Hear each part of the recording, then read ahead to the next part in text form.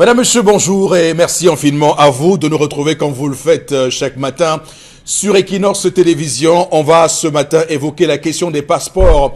L'on sait comment les Camerounais souffrent au quotidien pour avoir un passeport. Eh bien, le Sénégal vient de nous montrer la voie. Désormais au Sénégal, le passeport s'établit à 48 heures, en 2 jours seulement au Sénégal désormais. Vous avez votre passeport, quelque chose qui pourrait faire rougir les Camerounais qui passent des semaines et des mois pour réussir à avoir le précieux sésame qu'est le passeport. On vous fait souvent miroiter le passeport express qui coûte un peu plus de 200 000 francs CFA. Mais même ce passeport express là, il est souvent très compliqué. Ça dépend de qui vous touchez. Au niveau de la délégation générale de la sécurité nationale, madame, messieurs, le Sénégal qui nous montre la voie avec l'instauration de ce délai très court. Au Sénégal, on parle de la lutte contre le marchandage du passeport, la lutte contre les tripatouillages des passeports. Au Cameroun, l'on pourrait, pourquoi pas prendre une telle mesure? Qu'est-ce qui nous empêche au Cameroun à nous de faire les passeports en 48 heures? Qu'est-ce qui empêche le Cameroun de suivre ce chemin-là? En tout cas, on se pose la question ce matin pour trouver des solutions pour tous ces Camerounais qui ont du mal à se faire établir un passeport, comme on le voit aussi avec les cartes nationales d'identité. Alors, comme chaque matin, madame, messieurs, l'équipe est en place. D'abord, vous, monsieur Mbachou, Charles Amel, bonjour et bienvenue. Bonjour, monsieur Eric Fopoussi-Negou. Bonjour à tous les téléspectateurs. Un bonjour tout à fait particulier au frère Jacques, la créature du Créateur. Celui-là qui avait dit à Mondovision qu'il est la créature de son Excellence Paul Biya. Monsieur le ministre, grande a été ma déception de vous écouter hier avec votre point de presse fait dans votre bureau, très loin des gens qui souffrent, démontrant de fait qu'il y a une distance réelle entre vous, monsieur le ministre, et ceux qui vont travailler désormais avec vous. Premier point. Deuxième point, vous parlez des ordinateurs qui auraient bugué. Souvenez-vous que c'est vous qui avez ramené des ordinateurs de près de 75 milliards dont on n'a pas réussi à dénombrer, qui sont tous datés désormais. Un ministre, lorsqu'il vient résoudre un problème, ne parle pas de bugger, mais vient avec le manuscrit. On s'attendait à ce que vous présentiez le manuscrit avec les noms des personnes retenues. Mais hélas, tripatouillage pour tripatouillage, on est encore retombé dans les mêmes forfaitures. Je vais vous aider, monsieur le ministre. On a essayé de dénombrer, pour les premiers, à première vue d'œil, on a 9 cas de fonctionnaires légalement recrutés. 9 cas de fonctionnaires en service recrutés. 5 personnes dont les âges sont douteux. 4 avec des masters bien établis dans des universités qui ont été recrutés. Et on a 6 doublons. Et je peux vous aider. Nous avons Takombo Clovis, titulaire d'un master, numéro 22. Nous avons Tchenchil Sylvie, titulaire d'un master, numéro 137. Bayaga Hervé, lui il est pharmacien même. Il est pharmacien, numéro 43. Voilà, on va peut-être aussi actualiser le cas du docteur Lekané Vomo Brigitte qui... son cas est stabilisé, elle s'est réveillée, elle est consciente mais elle ne parle pas encore. À l'hôpital central de Yaoundé, l'occasion de dire que son cas est stabilisé. Charles Abel, c'est important de signaler ce que vous dites ce matin parce que nous avons eu les témoignages de ces docteurs au chômage, docteurs PhD au chômage, qui signalent qu'ils doivent tous les jours au quotidien se battre avec des sous-emplois, des heures de cours interminables pour finalement n'avoir que 85 000 francs CFA de mois comme revenu par mois, comme salaire par mois, 85 000 francs CFA. Vous imaginez des personnes qui ont mis 5 ans, 7 ans pour avoir un doctorat, en plus de 3 de licence et peut-être 4 de master. Calculer ce que ça fait, c'est extrêmement long. Il y a l'un d'entre eux qui dit avoir eu le 2A en 2008. Il a fallu pour lui attendre. C'est compliqué ce qui se passe, madame, messieurs. Pour tous ces docteurs PhD, c'est compliqué. Il faut trouver une solution. Ils sont près de 200. 200, c'est pas la mer à boire. On peut trouver le moyen de les recaser, ces 200-là qui se plaignent aujourd'hui devant le ministère de l'Enseignement supérieur. Également sur le plateau ce matin, Karine Sontia, bonjour et bienvenue. Bonjour Bonjour Monsieur Foupoussi, bonjour aux téléspectateurs. Une histoire qui fait froid dans le dos. Ça se déroule à Campo, dans la région du Sud, frontière avec la Guinée équatoriale. 5 enfants accusés de pratiques occultes sur leurs camarades à l'école publique de Campo, dans le département de l'Océan. Ces derniers ont confessé être à l'origine des nombreux cas d'anémie vécus par leurs camarades. Des buveurs de sang, il faut le dire. Ils ont reconnu avoir bu le sang de leurs camarades. C'est extrêmement, le Cameroun commence à nous dépasser. Hein. Je veux dire que, permettez-moi d'utiliser un terme assez trivial, des enfants qui confient avoir bu le sang de leurs camarades. C'est le pays. Également sur le plateau ce matin, Bombok Bengan, bonjour et bienvenue. Bonjour Monsieur Foposi Negou, bonjour à vous chers téléspectateurs. Deux choses, la première, vous venez de dire non, le Cameroun ne dépasse pas. Quitter les églises traditionnelles, demander à l'État du Cameroun de venir avec la justice traditionnelle, les aider dans les tribunaux, on va résoudre ce problème. Avec logique. Avec nous avons beaucoup j'allais dire beaucoup de cercles initiatiques qui vont résoudre tous ces problèmes. À partir même des femmes qui vendent dans nos établissements scolaires, vous confiez comment je vais vous appeler ça, des cantines aux femmes. Vous dites venez avec comment vous appelez ça, certificat médical. Certificat médical va te dire si cette femme est vampire ou pas. Donc d'accord. Est-ce que les élèves qui viennent, vous ne voulez pas intégrer la tradition africaine dans l'organisation de votre société moderne, vous verrez que vous serez bien épanoui. Deuxième chose, on n'a pas encore publié la mascotte du chant 2020. Une citation, elle n'est pas de moi, c'est le journal Le Jour qui met à sa une, en deuxième une ce matin, c'est du vice-président de la commission qui doit choisir la mascotte. Il s'appelle Malir Manjami. Bombok Malir Manjami. Oui. D'accord. Bombok Manjami dit que non, il n'y a pas encore de la mascotte. Lui, il est vice-président de la commission. Dans l'autre lion où... Ce qu'on a fait là, c'était juste une préparation. Peut-être. Mais ce pays est... Vous dites que ce pays... Un spectacle pour dépenser de l'argent. Est-ce que ce pays-là, Bombok Bengan, c'était quoi? C'était... Une préparation, c'était... C'est pour ça que le vice-président vient parler au nom du président. Il veut dire que comme il aime Bombok, il dit que non, moi ces choses-là, je ne suis pas dedans. On n'a pas encore financé les choses. Voilà comment vous... Ce pays n'a pas encore arrêté de nous surprendre. Le sport veut préparer l'opinion et même la commission veut les influencer en leur disant voilà la mascotte, alors qu'il n'en est rien. En tout cas, on va remercier les médias d'avoir su si bien faire éclater ce scandale, parce que sans les médias, ça serait passé comme lettre à la poste. Heureusement, ça a permis donc à ces personnes de se remettre la tête à l'endroit et de revoir leur plan. Hein, parce que désormais, au Cameroun, quoi que vous fassiez, les médias seront là pour dévoiler tout ça. Alors, j'ai un tout petit peu lu à Bengal hier des informations sur le Mbok. Il me semble qu'il y a des confréries, la confrérie du la confrérie du Ngé, la confrérie du Ngambi, la confrérie, il y a beaucoup de confréries. Je me suis rendu compte que c'est une organisation, mais c'est extraordinaire. Ça dépasse tout ce qu'on a entendu jusqu'ici avec les constitutions des pays. Ça dépasse. C'est une organisation très sophistiqué. Absolument. Très sophistiqué. Absolument. Bravo à vous, Morobé. Bravo à vous. On va démarrer l'émission de ce matin, madame, messieurs, avec la première rubrique, c'est l'histoire du jour.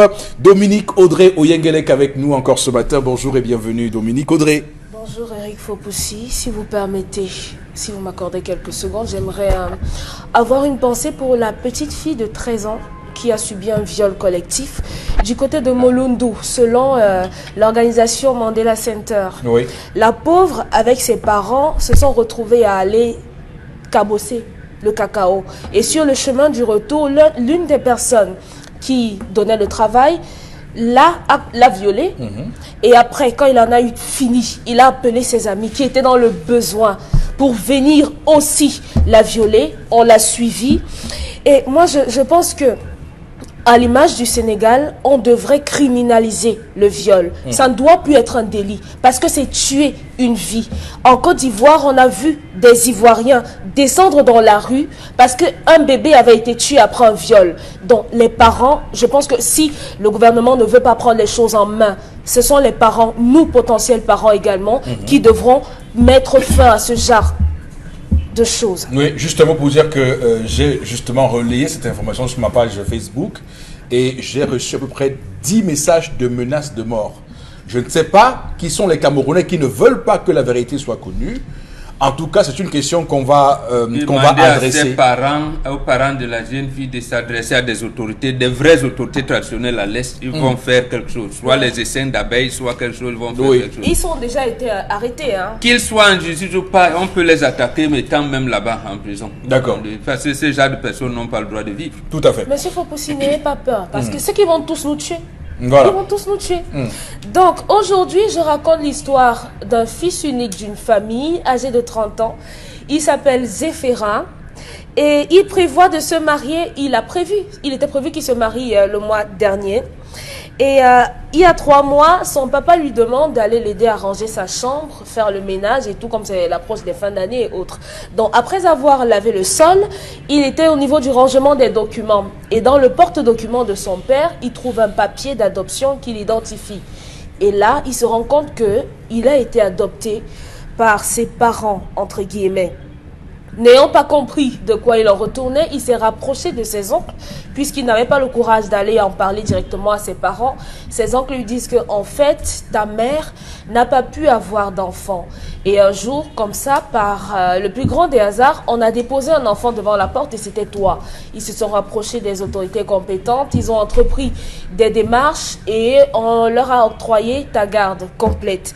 Donc, aujourd'hui, il aimerait savoir comment faire pour en parler à ses parents. Il ne mange plus, il a repoussé son mariage, il ne se reconnaît plus, il est même au bord du suicide parce qu'il dit qu'il ne comprend pas. S'il ne sait pas d'où il vient, comment il saura où il va, et il estime que sa vie sur Terre n'a pas grande importance. Donc, comment aborder ses parents et comment récupérer ce garçon qui veut se tuer?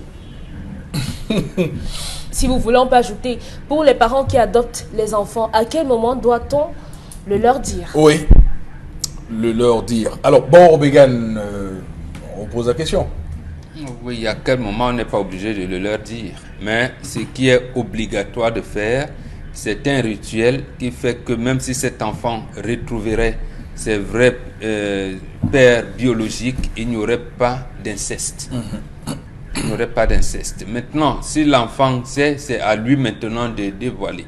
Puisque le mariage, c'est quoi? C'est le bonheur. Le bonheur d'un mariage, c'est les enfants. Vous devez avoir le plaisir. Et lorsqu'un enfant arrive, quelle que soit la provenance, on doit l'encadrer et l'emmener comme si c'était ses propres parents. Il y a eu des cas où même les esclaves, vous avez parlé tout à l'heure, dans notre Afrique traditionnelle, il y avait des familles des rois qui avaient des esclaves. À un moment, ces esclaves étaient affranchis. Il y en avait qui venaient d'autres contrées. Et voilà, et on ne pouvait pas les faire repartir. On les intègre dans la famille et commence à décliner leur arbre généalogique comme s'ils appartenaient, ils étaient des souches du clan. Donc, pour cet enfant, il nous regarde, ses Zéphérin, il dit non, tu prends du courage. Tu en parles à papa, ça veut dire, ce qu'on veut voir, c'est l'amour que vous avez vu. Il ne s'agit pas de régler un problème personnel. Qu'est-ce qui s'est passé?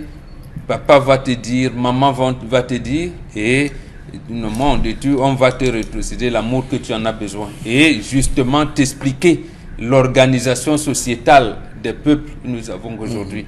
Donc, c'est... Parce que diriez-vous donc que Madonna, avec son mari blanc, et sont venus adopter une fille au Kenya qui est pratiquement noire. Elle est pratiquement noire. Bon, elle va également se poser ces questions et à ce moment, Madonna sera obligée, si elle ne l'a pas déjà fait, de lui dire que non, ma fille, on t'a aimé. Donc c'est l'amour biologique. Donc tout à fait. Oui. Mais ce qui est important, c'est de faire un rituel et de l'amener à ne pas chercher ses parents biologiques. Voilà, mais il y a aussi que après l'enfant se pose mille et une questions par rapport à pourquoi il n'est pas avec ses enfants, avec ses parents. Qu'est-ce qui s'est passé avec ses parents? Ses parents sont où? Est-ce qu'on l'a pas aimé quand il est né? Toutes ces questions. Ce sera donc réglé puisqu'on est venu l'abandonner. On lui explique là maintenant ce que c'est que quel est le comportement de certains individus. Oui. Il y a les bébés qu'on retrouve dans les poubelles, il y en a qu'on rencontre dans la rue, il y en a qui sont... Or la rue n'accouche pas, la rue n'enfante pas, même nous disons tous les enfants de la rue. Donc on va donc lui expliquer le phénomène de la vie. Qu'est-ce qui se passe dans la vie? Il peut arriver que peut-être son père avait violé sa maman et la maman a dit je ne vais pas tuer cet enfant, je vais mettre au monde, mais je vais m'en séparer d'une manière ou d'une autre. Il est venu l'abandonner. Donc on va lui expliquer quand il va grandir, au fur et à mesure qu'il grandit, il verra lui-même ce que c'est que la vie et je pense qu'il aura des pieds sur terre. Mais ne pensez pas que votre tête seule va vous permettre de résoudre le problème. Vous n'êtes pas là pour résoudre un problème personnel. C'est un problème de la vie. C'est comme ça qu'il faut l'intégrer. D'accord. Karine, sur l'histoire de ce matin. Il a découvert qu'il a été adopté, alors c'est pas un problème, en tout cas pas pour moi. Pourquoi? Parce que... Vous dites ça parce que vous n'avez pas connu ça. Hein, parce que non, monsieur Fopoussi, qu'est-ce que vous en savez? Non, monsieur Fopoussi. Il faut pas simplifier. Non, vous ne dites pas. Qu'est-ce que vous en savez? Les frères de son papa, il ne faut pas que les pères de son papa conservent l'information. Ils doivent déjà dire à ses parents que voilà, qu'il est au courant. Oui. Karine Sotia, donc vous avez été adopté. C'est ce que vous dites ce matin. C'est pas de ça que je parle, monsieur. Qu'est-ce que j'en sais? Je ne voudrais pas décliner mon histoire ici. Oui. Il ne s'agit pas de moi. On considère que vous avez été adopté. Il s'agit de Zéphirin, 30 ans. Oui. Vous savez que généralement, certaines choses vous arrivent dans la vie pour un bien. Pour lui, là, c'était pour un bien. S'il avait été dans la famille de ses parents, même qui l'ont mis au monde là, est-ce qu'il est sûr qu'il aurait atteint ce niveau biologique? Est-ce qu'il est sûr qu'il aurait atteint ce niveau? Est-il sûr d'avoir bénéficié des privilèges qu'il a eu dans cette famille? Parfois, les choses arrivent à certaines personnes pour leur faire atteindre certains objectifs. Lui, Zéphirin, ce qu'il a à faire, c'est en parler, c'est tout. Parce qu'il ne pourra pas, s'il commence maintenant à chercher ses parents, il va commencer où? Il commence par quoi? Il ne pourra pas savoir parce que quelqu'un est resté chez lui un jour, il a ouvert sa porte, il a trouvé un bébé devant, c'est tout.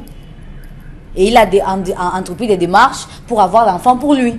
Donc finalement, si on avait dit qu'on avait abandonné dans une poubelle, on aurait dit ok, dans tel quartier et tout, on va commencer à chercher. Mais là, on va commencer à chercher où? C'est ça la question qui se pose. Donc je me dis qu'il entre dans la dépression pour rien. Parce que l'histoire, ce qui arrive ne dépend pas de lui, n'a pas dépendu de lui. Donc il n'est pas coupable de ce qui arrive. Pas du tout.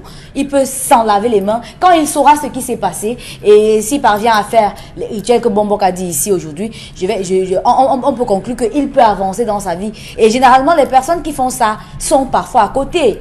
Et je plains souvent ces mamans qui réussissent quand même à porter un enfant 9 mois dans le ventre et trouvent un moyen d'aller le déposer quelque part. Celle-ci a quand même réussi à aller déposer devant la porte de quelqu'un qui en avait besoin et d'autres le font souvent dans les poubelles.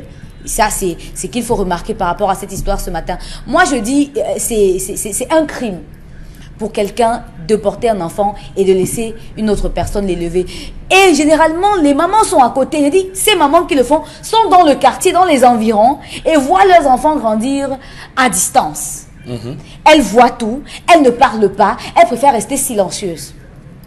Un beau jour, vous allez voir, elle va venir vous dire que c'est mon enfant, c'est moi qui avais laissé et tout, et tout, et tout. Tout ça pour scinder, détruire la famille et empêcher l'enfant d'être stable. D'accord. En tout cas, moi, je continue à le dire. Hein. Il y a quand même un bouleversement, quoi qu'il arrive, lorsqu'on découvre, quand on découvre la vérité. C'est le cas même de Moïse. Moïse qui a été abandonné par sa maman est sauvé par la femme de Pharaon. Donc, il a grandi comme un fils de Pharaon. Mais lorsqu'on lui a annoncé que, évidemment, voilà. Alors, comment on gère ça, Charles Hamel? L'évolution bantou de l'homme s'inscrit dans 4 logiques. L'instruction, ni moi, ni personne n'est en mesure de prévoir ce qu'il y aura comme réaction. La réaction peut être des suicides, parce que nous sommes allés même du suicide avec le docteur Brigitte Lecanet et tous les gens veulent se suicider. Nous sommes allés de tentatives de suicide, monsieur Rifopoussi. Je dis soit c'est le suicide, je suis très décent. Oui, mais on va prendre un exemple comme ça. Alors, imaginez-vous un enfant qui se pose la question, est-ce que c'est ma mère?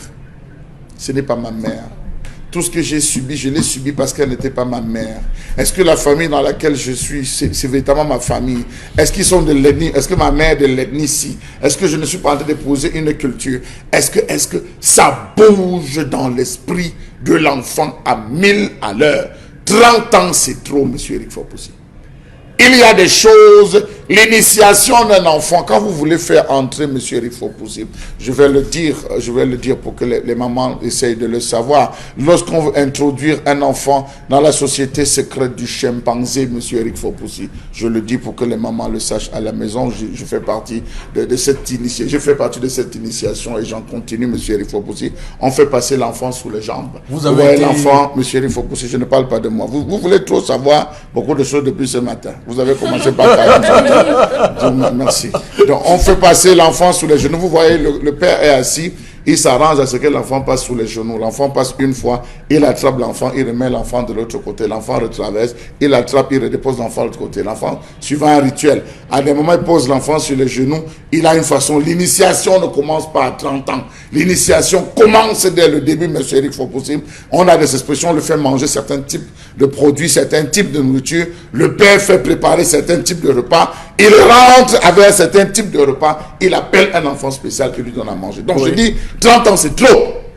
S'il n'a pas pu initier cet enfant, dire à cet enfant à travers des gestes, une gestuelle, dire à cet enfant, écoute, vraiment, je suis désolé. Un jour, tu rencontreras, je ne suis pas ton seul père. Commencer à mettre dans la tête de l'enfant, écoute, je ne suis pas ton seul père, tu as beaucoup de pères. Lui dire cela, on prépare l'enfant, monsieur Eric Fopoussi. Cette préparation. Mais qui est le père de l'enfant? Le véritable père de l'enfant? Non, qui est le père de l'enfant? Le véritable père de l'enfant? Qui est le père? Le père d'un enfant, c'est celui qui l'élève.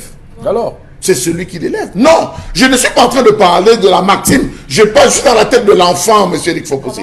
C'est l'enfant qui est perturbé. Non, mais il faut lui dire parce qu'il semble regarder beaucoup de films. Il a 30 ans, monsieur Eric Fopoussi. Il a prévu se marier dans une semaine. Comment le laisser voiler en mariage sans lui dire la vérité? Le jour où une femme doit sortir de la maison de sa mère, elle a 24 heures de conversation avec sa mère. Sa mère ne la laisse pas. 24 heures. En lui disant, j'ai vécu avec ton père. Voici comment gérer nos problèmes. Voici comment gérer nos hauts. Voici comment gérer. J'ai dit 24 heures. Le père, lorsque son fils dit, papa, je vais me marier, et qu'on a déjà tout fait, tout est programmé, il va appeler en lui disant, écoute, il y a des vérités. Sache que je ne pourrais pas boire le vin. Je ne devrais pas boire le vin. Mais si je bois le vin, je le bois par rapport à ceci. Parce qu'au commencement, il y a eu ceci, ceci, ceci. Je tiens à ce que tu le saches. Qu'en allant te marier aujourd'hui, tu deviens un homme. Et parce que tu deviens un homme, il faut que tu saches. On devrait donner en principe le sel à tel. On devrait donner l'huile à tel. On devrait donner tel régime de plantain. Mais étant donné qu'on n'a pas su retracer, nous-mêmes, on a cherché à reconnaître, à découvrir ta mère. Nous-mêmes, on a cherché à découvrir les véritables traces. Ça nous a dépassé. Aussi, on s'est contenté d'aller rencontrer les autorités, pensant qu'ils pouvaient nous aider. On prépare cet enfant. En allant se marier, il sait, c'est un homme complet. Pourquoi? Parce que si l'enfant part se marier, s'il n'avait pas découvert d'aller se marier, et que le papa venait à décéder, monsieur Eric Fopoussi n'allait pas enterrer son père. Il n'allait pas voir chez les Bafoussam, vous ne voyez même pas le corps. Si vous n'avez pas dansé le nyang-nyang, si vous n'avez pas participé au rituel du Nekang, le rituel Nekang, vous ne voyez pas le corps de votre papa. Vous ne pouvez pas vous asseoir, vous pouvez pas vous asseoir et discuter. Le Nekang, ça balègue. Monsieur, il faut aussi nyang-nyang, Nekang, tout ça, c'est la même famille. Ces rituels, on peut faire ces rituels à l'enfant quand il est encore bébé. Je ne dis pas non, mais je suis en train de dire que cette fracture, s'ils avaient fait, on aurait dit à l'enfant, l'enfant serait prêt. D'accord. Dominique Audrey, sur le comportement de cet enfant, on rappelle quand même qu'il est au bord du suicide. Hein. Oui. Justement parce qu'il vient de se rendre compte que tous ces 30 années n'ont été que mensonges. Non, arrêtez quand même. Non, ce n'est pas vrai. Oui, c'est vrai. Maman n'a jamais été maman. Papa n'a jamais été papa. Tonton n'a jamais été tonton. Non, on ne peut pas dire et puis quoi. Parce que c'est sa vie. C'est lui qui a vécu ça comme ça. Mais il a été élevé par quelqu'un au moins. Oui, il ne remet pas en question l'amour de ses parents. Mais il se rend compte que tout ce qu'il a vécu, les faits, ce n'était pas ça. C'était pas sa vie, c'était pas lui. On ne peut pas lui en vouloir pour ça. Oui. Non, je pense pas. Si vous venez me dire... Au point de se suicider, non. Au Le point de se- questionnement, oui, le questionnement est normal. Non, moi, Même le je ne questionnement me veux semble pas... ingrat. Non, il ne Il a remet 30 pas ans. en Non, non, non. question. Je dis que même le questionnement C'est pourquoi me il semble faut seulement ingrat. poser la Parce question à qu'il a ses parents. 30 ans. Il a 30 ans. Je veux dire que quand j'apprends une telle nouvelle, mais bon sang, tu es reconnaissant. C'est un monde qui s'écroule. Non, mais non, d'abord, non, je veux dire que, non, attention, arrêtons les films, qu'on regarde là, hein, arrêtons ça, remettons-nous dans la vraie vie. Ça veut dire que, voilà un enfant, il ne sait pas où il s'est retrouvé si ses parents là n'avaient pas poussé Dieu pour lui, qui ont fait des sacrifices pour qu'il soit ce qu'il est aujourd'hui. D'abord, il y a une reconnaissance qu'il doit avoir. Si le parent l'a ramassé dans une poubelle, Oui. si le parent l'a ramassé Je suis dans un surprise. caniveau, si le Vous parent... me surprenez. Non. Vous me surprenez. Est-ce que vous savez ce que ça fait simplement à un enfant de savoir que non, l'homme avec lequel je vis ici n'est pas mon père? Que ça c'est ma mère, mais l'homme avec lequel que j'appelle Vous papa dites bien depuis n'est enfant. pas mon père. Vous dites bien enfant. Monsieur On Fopousi, l'a- il a on l'a- dit- 30 ans, hein. Vous... Non, mais... C'est plus un enfant. Je suis dépassée. Ouais. Moi, je vais pas le juger parce que je n'arrive pas à imaginer ce que ça peut faire d'avoir été adopté. Il n'y a que lui qui sait ce qu'il subit en ce moment. Vous voyez quelqu'un qui n'arrive plus à manger, qui ne veut plus se marier, il ne veut plus travailler, il veut mourir parce qu'il comprend que sa vie a été... Vous me dites qu'on m'a ramassé devant la porte. non, il bah, faut il le veut comprendre. C'est un enfant, vous voulez me dire qu'il n'a pas été à l'école, il ne sait rien de la vie, justement. Il n'a pas Je vous ai- il n'a pas je- philosophé. je vous ai pris le Philosophie cas. veut dire quoi? Il n'a Oui. pas aucune sociologie. signifie Bon, mais quoi? Les la livres. fille que Madonna a adoptée au Kenya, Les livres. Sa mère, elle encore, elle peut se poser des questions. Mes Non, parents, pour- deux parents sont pour blancs, moi Madonna- je suis pour noir. Madonna, on a vu ça par Est-ce la qu'il Non, C'est c'est tout vous, est relatif. vous Si- avez vu, la fille n'a pas vu. La fille qu'on a philosophie- adoptée au Kenya par Madonna, elle n'a pas vu. La Mais philosophie, les livres et autres, là, c'est une chose. Ce que les gens vivent, c'est autre chose. Dans la philosophie, on n'a pas dit que... Parce qu'il y a des caractères, il y a des gens qui sont sanguins, il y a des gens qui sont machins, qui sont machins. Oui. Dans la philosophie, on ne dit pas Mais que quand est-ce vous êtes que sanguin, sa ça veut dire colère, que vous, est-ce que vous sa fonctionnez colère, comme ça. est-ce que sa colère doit être dirigée vers Vers ses ses parents. vers ses parents, là, vers ses parents? Je ne crois pas qu'il soit en colère. S'il est en colère, il a raison. Parce que quand les enfants arrivent à un âge, à l'âge de la maturité, où ils peuvent entendre un certain nombre de choses, il faut dire la vérité. Vous faites asseoir votre enfant et vous lui dites, tu es suffisamment grand pour qu'on te dise les choses. Mais il faut aussi Non, il y a un comprendre que- moment, il y a Le toujours moment, un c'est quand? catalyseur. Bon, bon, un Ah, moment vous avez majeur. raison et de le c'est dire. normal. Il y a un moment. C'est normal parce qu'il Justement, est tombé dessus. quand vous-même, C'est peut-être pour Claudie, ça que son papa regardez l'a envoyé comment vous là-bas. commencez l'histoire. Je viens de découvrir Peut-être les c'est pour ça que son papa l'a mensonges. envoyé là-bas. Oui. Alors là, quand vous qualifiez 30 ans de déjà mensonges. C'est pas un 30 ans de mensonge. mensonges, C'est pas vous un voyez mensonge. dans quelle bulle vous êtes. Ne pas dire la vérité, Ça veut ne dire pas qu'en dire fait, mentir. vous rejetez tout. Mais quels sont ces gens qui m'ont... Attendez, c'est-à-dire que vous Si ne... c'était vous- pas un oui, mensonge, Mes pourquoi parents ne l'avoir sont pas contents de dit? voir son seul mais enfant. non, Oui, Elle ils vont va expliquer voir que quelqu'un de- Non. peut-être qu'il On doit le craignait. dire. Est-ce que cet enfant mais à c'est pour ça 30 qu'on l'a ans envoyé là-bas. n'a jamais lu un journal mauvaise ou regardé un truc où on a dit Mauvaise procédure. on a trouvé un fœtus vivant à tel endroit. On a est-ce qu'il sait ça? Bon, quand vous intégrez donc ça, il y n'a a même donc pas des encore questions. parlé avec ses parents, mais Si il vous est au les bord du posez, souci. si vous les posez à 30 Il n'a ans, même ça pas veut dire encore qu'en écouté fait la version de ses parents, mais il est au bord. On ne peut pas transposer les histoires des Lui, autres. il a beaucoup de sur chance nous. parce que monsieur Moi, je Fopousi, l'ai vu tous les il a jours. beaucoup de Je chance parce rencontre qu'il ces n'a pas gens-là découvert tous les cela jours. de la bouche de quelqu'un De- d'autre. C'est-à-dire que vous avez dans la famille des gens qui ne voulaient même pas d'abord voir la maman qui vous a élevé. Quelqu'un qui vient derrière vous dit que d'abord même, hein, tu n'as même pas fait d'enfant. Hein, tu penses que c'est un enfant là-bas. On vient de dire que tu n'as même pas... Donc si vous découvrez de la bouche de quelqu'un que vous pensez que c'est votre oncle ou votre tante, que ce n'est même pas votre maman qui vous a élevé. Ça fait plus mal. Mais lui, il a découvert ça dans des papiers. Là, il peut arranger. Mais si c'est quelqu'un d'autre qui vous... Quand c'est quelqu'un d'autre qui vous dit... Non.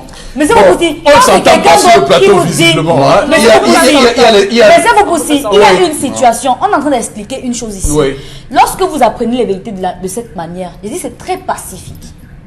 C'est pacifique. Et il n'a même pas besoin de passer de midi à 14h pour pouvoir en parler. Si c'est quelqu'un d'autre qui vient chez vous dire, d'abord, comme tu veux te marier, il faut que tu ailles chercher tes parents. Si on commence comme ça par lui dire, Voilà, là, si c'est un pourquoi- oncle lui... Là-bas, il peut se suicider. D'accord. Là-bas, Merci. il peut dire on va ça. on va s'arrêter là pour l'histoire de ce matin. Merci Dominique Audrey pour cette histoire. Madame, monsieur, vous qui le regardez, vous allez trancher. Est-ce que cet enfant a raison d'être aussi en colère, aussi déçu, aussi au bord de la dépression suite à cette nouvelle? On va transiter pour retrouver la colère de Charles Hamel. À tout de suite.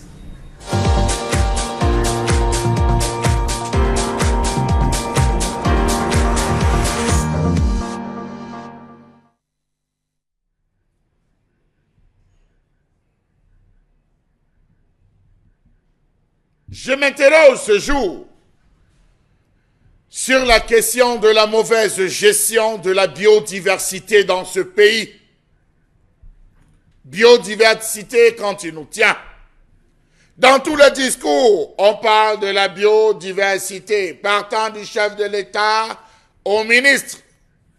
Chacun parle de la biodiversité, gestion de la biodiversité.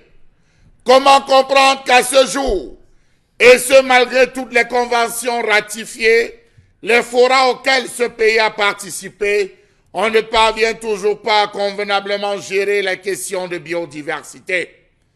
Comment comprendre qu'ils ne sont pas encore ou qu'ils ne se sont pas encore rendus compte que la destruction et la fragmentation des milieux naturels, liés en particulier à l'urbanisation croissante, au développement des infrastructures de transport ou à la surexploitation des ressources, affectent tout particulièrement la biodiversité, la disparition des habitats, forêts, récifs coralliens, zones humides, la surexploitation du vivant, chasse et surpêche, pollution industrielle et agricole, extension des villes et des infrastructures de transport, dégradation et destruction des paysages, introduction d'espèces invasives, changement climatique, conversion en terres agricoles et désertification nous amènent vers le fossé.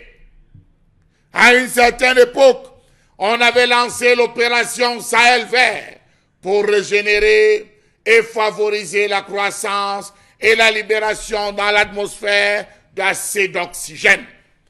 À quoi nous aura-t-il servi de participer à COP 14 ou encore COP 21 et peut-être COP plus? Savez-vous que les altérations et la destruction causées par l'homme aux écosystèmes naturels, en particulier la déforestation des forêts primaires, les forêts tropicales, les zones humides, les mangroves, les lacs, les rivières, les mers et les océans ont cru à un rythme inquiétant dans ce pays.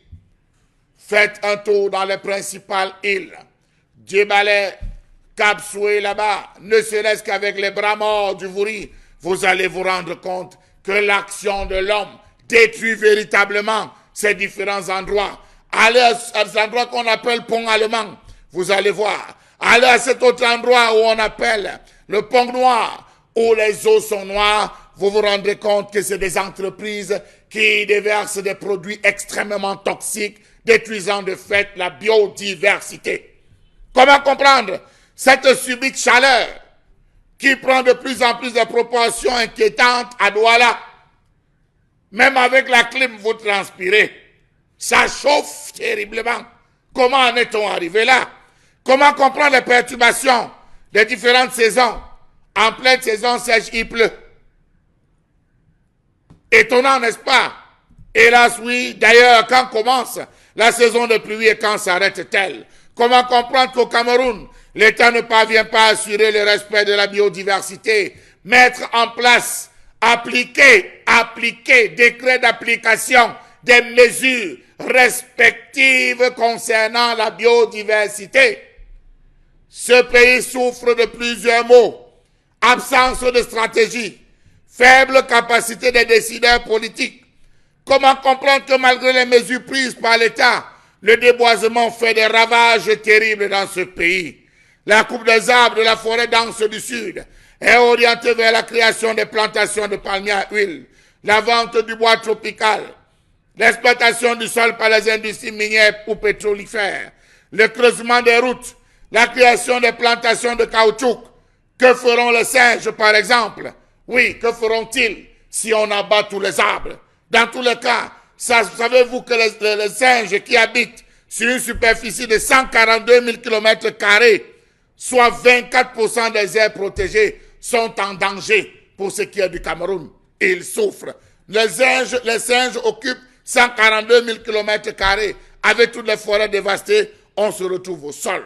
Le Cameroun souffre d'une perte de couvert végétal, perte des espèces, érosion des sites critiques, mauvaise gestion des ressources, participation timide des populations, pratiques agro-pastorales non durables, commerce intensif de certaines espèces, pollution à outrance, régime foncier non favorable, utilisation des sols non durables, pratique non durable de gestion de l'eau, pratique culturelle non durable, non-intégration des connaissances indigènes, application timide des lois et conventions. Aujourd'hui, la plupart des espèces d'arbres ont disparu. On se retrouve abandonné. Il y a des maladies qui vont prendre des proportions et il n'y aura pas de remède parce que les arbres, les différentes espèces qui avaient cette charge de réguler auront été toutes décimées. La question de la biodiversité, Charles Hamel, vous évoquez et vous interrogez, vous appelez les pouvoirs publics et même la conscience nationale sur une réflexion autour de cette thématique. Biodiversité, ça veut clairement nous interpeller sur le fait que nous partageons le même espace et que nous devons le préserver tous les êtres qui sont dans cet espace, mais également la végétation qui occupe cet espace. On en veut ici pour preuve d'ailleurs toutes les campagnes qui sont annoncées, le reboisement, la lutte contre les coupes massives.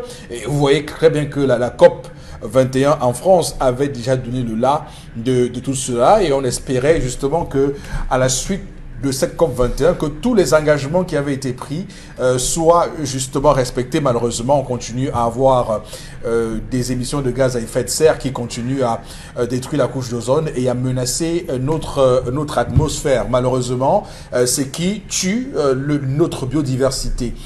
Cette année encore, à la COP 2025 à Madrid, en Espagne, on se plaint après la fermeture de la COP 25 de ce que les engagements pris à Madrid, en Espagne, ne sont pas à la hauteur des grands défis climatiques qui s'annoncent pour nous autres. On espère qu'en 2020, à la COP 26 prévue à Glasgow, en Écosse, ce sera beaucoup plus fort que ça. Alors, Bobo Bengen, comment vous analysez cette problématique, pardon? Je vais emprunter les termes d'un occidental, il s'appelle Jean Ziegler, il l'a dit pour lui, c'est le règne de la prévarication. Et il les appelle même les prédateurs. En réalité, l'Europe ou alors l'Occident qui se dit civilisé ne sait rien de la nature. Rien de la nature. Ça fait ce qui nous arrive. Charles Hamel parle de la protection de la biodiversité. En fait, c'est l'occidentalisation du monde qui nous amène à cela. La charte de Mandingue que j'avais citée ici, de 1222, c'est en fait le premier document mondial de ce que vous appelez droit de l'homme là. Vous pensez que c'est la France là hier en 1789 qui est venue et l'ONU a adopté en 48 une déclaration universelle des droits de l'homme où on n'y a même pas mis la préservation de la nature. Le troisième titre 3 de cette charte de Mandingue de 1222 parle de la préservation de la nature. En 3 articles. L'article 40 dit la brousse est le bien le plus précieux.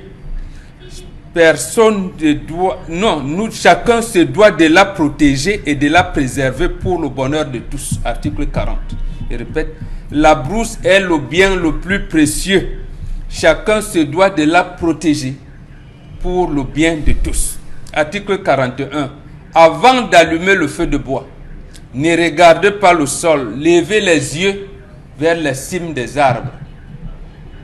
Article 41. Attachez les animaux pendant la période de semences. Voilà les 3 articles. C'est-à-dire ce qu'on appelle préservation de la nature. Vous dites que c'est la charte de Mandingue. De Mandingue de 1222. Mandingue, c'est au niveau du Mali, là. Du Mali, oui. Quand Charles Hamel aime vous citer souvent ici les Tombouctou. Les de Tombouctou, oui. Vous pensez et tout. Donc c'est ça, en fait. C'est là où il y a eu les premières universités. Et ça, c'est maintenu là-dedans. C'est bon, comme nous sommes en direct, les gens peuvent... Vous avez dit c'est 1100 combien? 1222. Et c'est fait en 44 articles.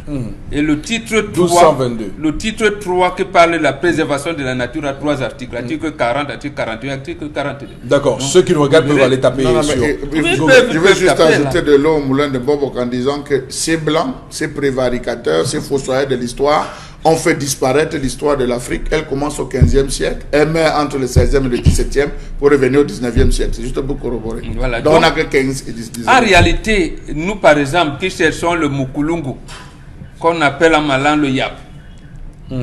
Parce qu'aujourd'hui, Audrey a parlé de cette histoire de viol de vie. Et on en a eu en Konsamba dernièrement. Mais nous avons des arbres là. Si on les préserve, il n'y a plus ce type de pratique. Ouais. Par exemple, ces gars qui ont mais ils n'ont pas 3 jours pour vivre. D'abord, vous pouvez vous cacher n'importe où, vous ressortez. On vient, on prend la fille qui a été victime, et ça, on fait un petit rituel, vous ressortez, vous-même, même en cellule, vous commencez à dire non, c'est moi, c'est moi.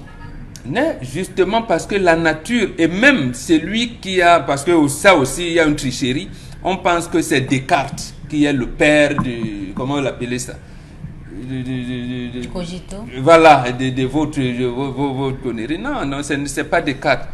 C'est pas Descartes, c'est Francis Bacon. Quand Francis Bacon veut mourir, qu'est-ce qu'il a dit? On ne peut commander la nature qu'en lui obéissant. Aujourd'hui, vous avez même les COP 1000. Vous ne parviendrez pas jusqu'au jour où vous reviendrez dans les chartes émises par les Africains. Notamment, l'orientation principale est émise par la charte du Mandingue de 1222. Maintenant, comment faire respecter? Voilà, vous parlez du cartésianisme. Mais comment faire respecter? Comment? Nous avons 53 pays en Afrique, non? Pourquoi ils ne peuvent pas? Ils ont comment je vais dire, les prêtres, ils ont les initiés africains. Mais qu'est-ce qui les amène, ces initiés, à la franc-maçonnerie, à la Rose-Croix et tout ce que vous voulez? C'est ça qui nous amène dans cette truc. Lorsqu'un frater va revenir voir un chef d'État, c'est entre eux les fratères, même Ouéa dernièrement, ils viennent s'initier à la franc-maçonnerie. Donc, ils seront donc, comme ils sont des élèves de ces maîtres-là, on va leur dire, mais la forêt de l'Est, là, hein, encore, voilà, à Yabassi, on va couper les arbres comme on veut, on ne saura pas préserver la nature, et ils ne vont pas organiser le COP 21 au Cameroun, ou au Gabon, je ne sais pas où, mais vont organiser ça en Espagne. Mais c'est bien l'Espagne a la forêt. Bon, c'est bien nos pays qui concédons ces forêts-là à ce que vous appelez les prédateurs. C'est précisément parce que nos chefs d'État sont dans la franc-maçonnerie et dans la Rose-Croix. Ils ne savent pas ce que c'est que le préserver le Mukulungu. Par exemple, il y a des essences ici qu'on devrait préserver. Ils ne savent pas. Et ça nous attire encore plus de malédictions que vous ne pouvez l'imaginer. Donc, bon, vous savez qu'actuellement, d'ailleurs, c'est les 2 grands bassins, le bassin de l'Amazonie en Amérique du Sud et le bassin du Congo. Vous savez, c'est les 2 grands bassins qu'on veut préserver pour continuer justement. Préserver après avoir pillé ils ont pillé. Pour continuer à maintenir notre taux d'oxygène sur la Terre, mais également préserver, lutter contre les changements climatiques, puisqu'on va parler, on va dire changement climatique, mais réchauffement climatique. Voilà, qu'on revienne donc à cet article 40 de la charte de Mandingue de 1222. La brousse est le bien le plus précieux. Chacun se doit de la protéger et de la préserver pour le bonheur de tous. D'accord. Mais est-ce que parce qu'il y a une extrême compétition qui se met en place, il y a une extrême compétition, il y a, comme vous l'avez dit, la recherche de l'argent.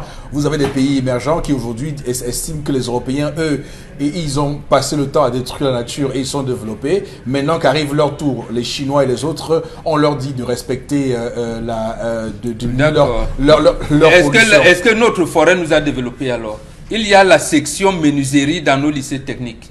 Est-ce que nos lycées techniques connaissent même l'essence de forêt? Madame Oufé Tindje, qui est l'actuel recteur de l'université de Ngaoundéré, a dirigé le Mipromalo pendant longtemps. A-t-elle fait des cités avec les bois? Or, Cameroun, la Sopecam, ses premiers bâtiments étaient en bois et en briques. Le ministère des Mines, de l'eau, de l'énergie, comme on appelait, il avait des bâtiments en bois. Pourquoi ne pas développer l'industrie du bois? Nous qui avons le bois, et le bois c'est en Europe, et c'est nous qui achetons les meubles, même nos cuisines. D'accord. Sont importés. Mais attendez. Ok. Dominique Olé, sur cette question de la biodiversité, la protection de la biodiversité. Elle est menacée. Elle est menacée parce qu'aujourd'hui, l'urbanisation avance à grands pas. On construit un peu partout, ce qui fait que malheureusement, comme on a la biodiversité se subdivise en sensiblement 3. On a l'eau, on a l'air, on a, j'ai oublié, le 3e pan. Aujourd'hui, la qualité de l'air est altérée comme M. Mbachou a dit. On a l'eau, on a l'air, on a la terre, on a le feu. Voilà, c'est ça, les éléments de la nature, je ne sais non, pas. de la biodiversité. Ah, non, je ne connais pas la terminologie occidentale. Donc, on a, comme M. Mbachou a dit, vous êtes en pleine sous la clim, vous réussissez à transpirer, c'est justement parce que, comme on nous a dit à l'école primaire, les arbres, la chaleur, l'oxygène, gna gna gna gna. Donc, c'est à force de couper, on se retrouve avec le climat qui change radicalement. Mais sauf que ces gens-là ne savent pas qu'aujourd'hui, la biodiversité nous permet de nous soigner.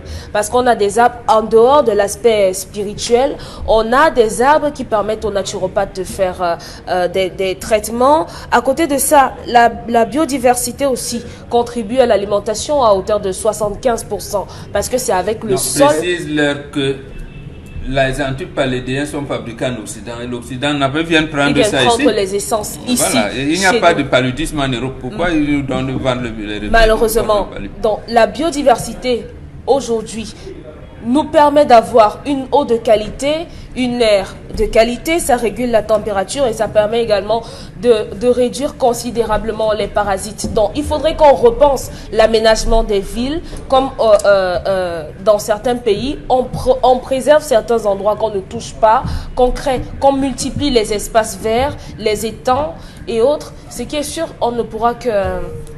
perpétuer ça, les arbres, si on en coupe, il y en aura qui pousseront. Si on en coupe, il y en aura qui pousseront. Oui. Non, il faut procéder et même parler.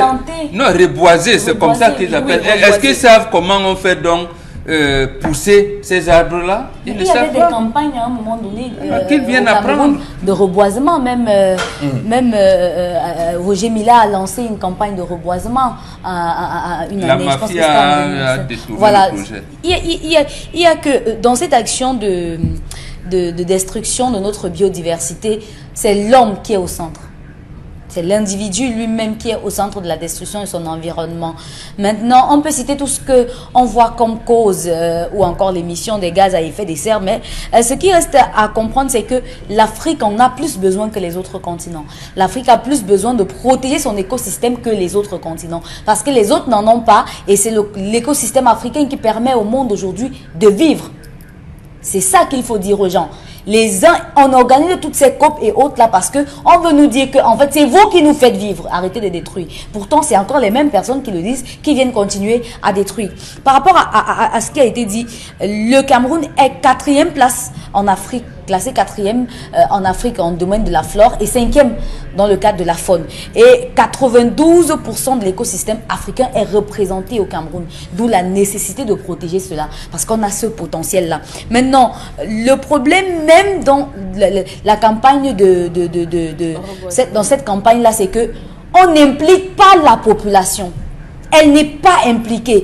La population ne sait pas que tel arbre n'est pas à couper, tel arbre est à protéger. Voilà ce que je peux utiliser. On a même chassé les pygmées. On a détruit leur écosystème parce qu'on veut l'argent. Et vous voyez qu'il y avait des populations elles-mêmes, telles que les pygmées, telles que Bombo vient de citer, qui savaient qu'il y avait des arbres qui étaient utiles pour elles, qui ne touchaient pas. Mais aujourd'hui, on est venu, on a tout rasé. Il y a des arbres. On a tout coupé. Voilà, il y a des arbres comme le bibinga que normalement ce sont des espèces qu'on ne coupe pas, mais qui sont aujourd'hui au sol. Et c'est avec ça qu'on fait nos rotins qu'on rachète encore. Et la redevance forestière. Oui, Chalamel, sur la protection de la nature, cette biodiversité qui est donc en danger. Monsieur Rifopoussi, il n'existe aucune politique de protection de la biodiversité autre que celle pratiquée par les Africains. Étant donné que l'un de mes travaux avait porté, lorsque je préparais ma thèse, avait porté sur la question de la symbolique dans l'arbre bamileke, je vais vous parler, monsieur Rifopoussi, de l'arbre. Vous allez vous rendre compte que lorsque vous arrivez dans la chefferie traditionnelle bamileke, il y a ce qu'on appelle la forêt sacrée. Personne n'y entre. Personne n'y a accès. Même tirer le coup de feu, monsieur Rifopoussi, lorsque vous vous placez devant du côté, vous tournez l'arme pour tirer, le coup, ça ne part pas. Je dis ça, armé même comme vous voulez, ça ne part pas. Dans cette forêt sacrée, il y a tout.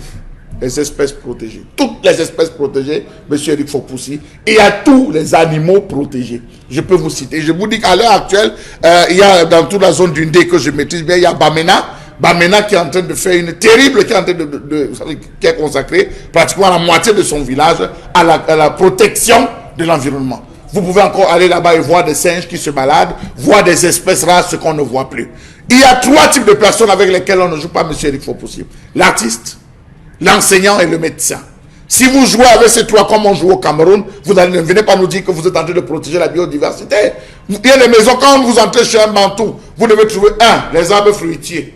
2, les plantes thérapeutiques, c'est-à-dire la reine des herbes, la citronnelle, l'aloe vera. Il y a des plantes que vous devez absolument trouver. Mais malheureusement, ce n'est plus ça qu'on trouve. Aujourd'hui, ça n'existe plus, M. Eric Fopoussi. À une certaine période, lorsque vous devez construire, vous partez à la chefferie, vous donnez le plan. En fonction du plan, on vous autorise à prendre un certain type. Regardez comment les gens construisent au Cameroun. Des gens construisent des maisons où ils ne vont entrer que dans 3 pièces. C'est-à-dire les toilettes, la cuisine et le salon, peut-être le chambre, 4e. Mais regardez tout ce que ces gars font. Faites le tour, vous allez voir comment les gens construisent un gigantisme sauvage et barbare. Quand ils meurent, regardez ce que ça devient. Pollution pour l'environnement, M. Eric Fopoussi. Vous allez à l'est du Cameroun. À l'est Cameroun, vous n'allez pas trouver des poubelles au sol. Que ce soit en Mbang, que ce soit à Kenzo, Kété, Tortoyo, M. Eric Fopoussi. Dans chaque village, on creuse un gros trou. Toutes les ordures sont déversées à l'intérieur et c'est couvert suivant un principe traditionnel. Lorsque c'est plein, on referme le tout. Pareil pour la pêche. Pareil, mais les Africains savaient préserver ces choses, M. Eric Fopoussi. Aujourd'hui, vous avez des gens qui déversent des produits toxiques dans les mers. On vient au large des côtes camerounaises, des rivières, on verse. Vous avez eu la preuve d'un individu qui manipulait de ce côté de, je pense que c'était Ambiance ou Ebao. Il a déversé des produits. Jusqu'à aujourd'hui, on ne nous a jamais dit, a-t-il été puni, n'a-t-il pas été puni. Vous avez des gens qui ont des voitures de 1902, qui circulent à Douala, qui polluent. Mais voilà dans quel environnement nous vivons, M. Eric Fopoussi. Oui. Mesdames, Messieurs, restez avec nous. On va marquer une pause. La deuxième partie, c'est dans un instant. Novembre 2019, nous sommes à une semaine net du 25 décembre. Joyeuse fête de Noël. Déjà, on peut le dire par anticipation à tous ceux qui nous regardent ce matin. Bon, mais écoutez, on est dans cette mouvance de fête de fin d'année. Nous sommes totalement L'année commence le 19 juillet. L'année ne commence pas le 1er janvier. Donc voilà. Même là, ne me mettez pas dedans. Selon le calendrier grégorien. D'accord. Mal calqué. Et c'est celui que l'on utilise. Les Chinois l'utilisent. Sur Equinox Télévision. Ma semaine a 8 jours. Non, mais écoutez. Ma semaine a 8 jours. Et je respecte ces 8 jours. Ok. Votre semaine, elle en a 7. D'accord. Il y a le calendrier aztèque. Il y a le calendrier. C'est pas un débat. Il y a le calendrier. Nous n'en ferons pas un débat.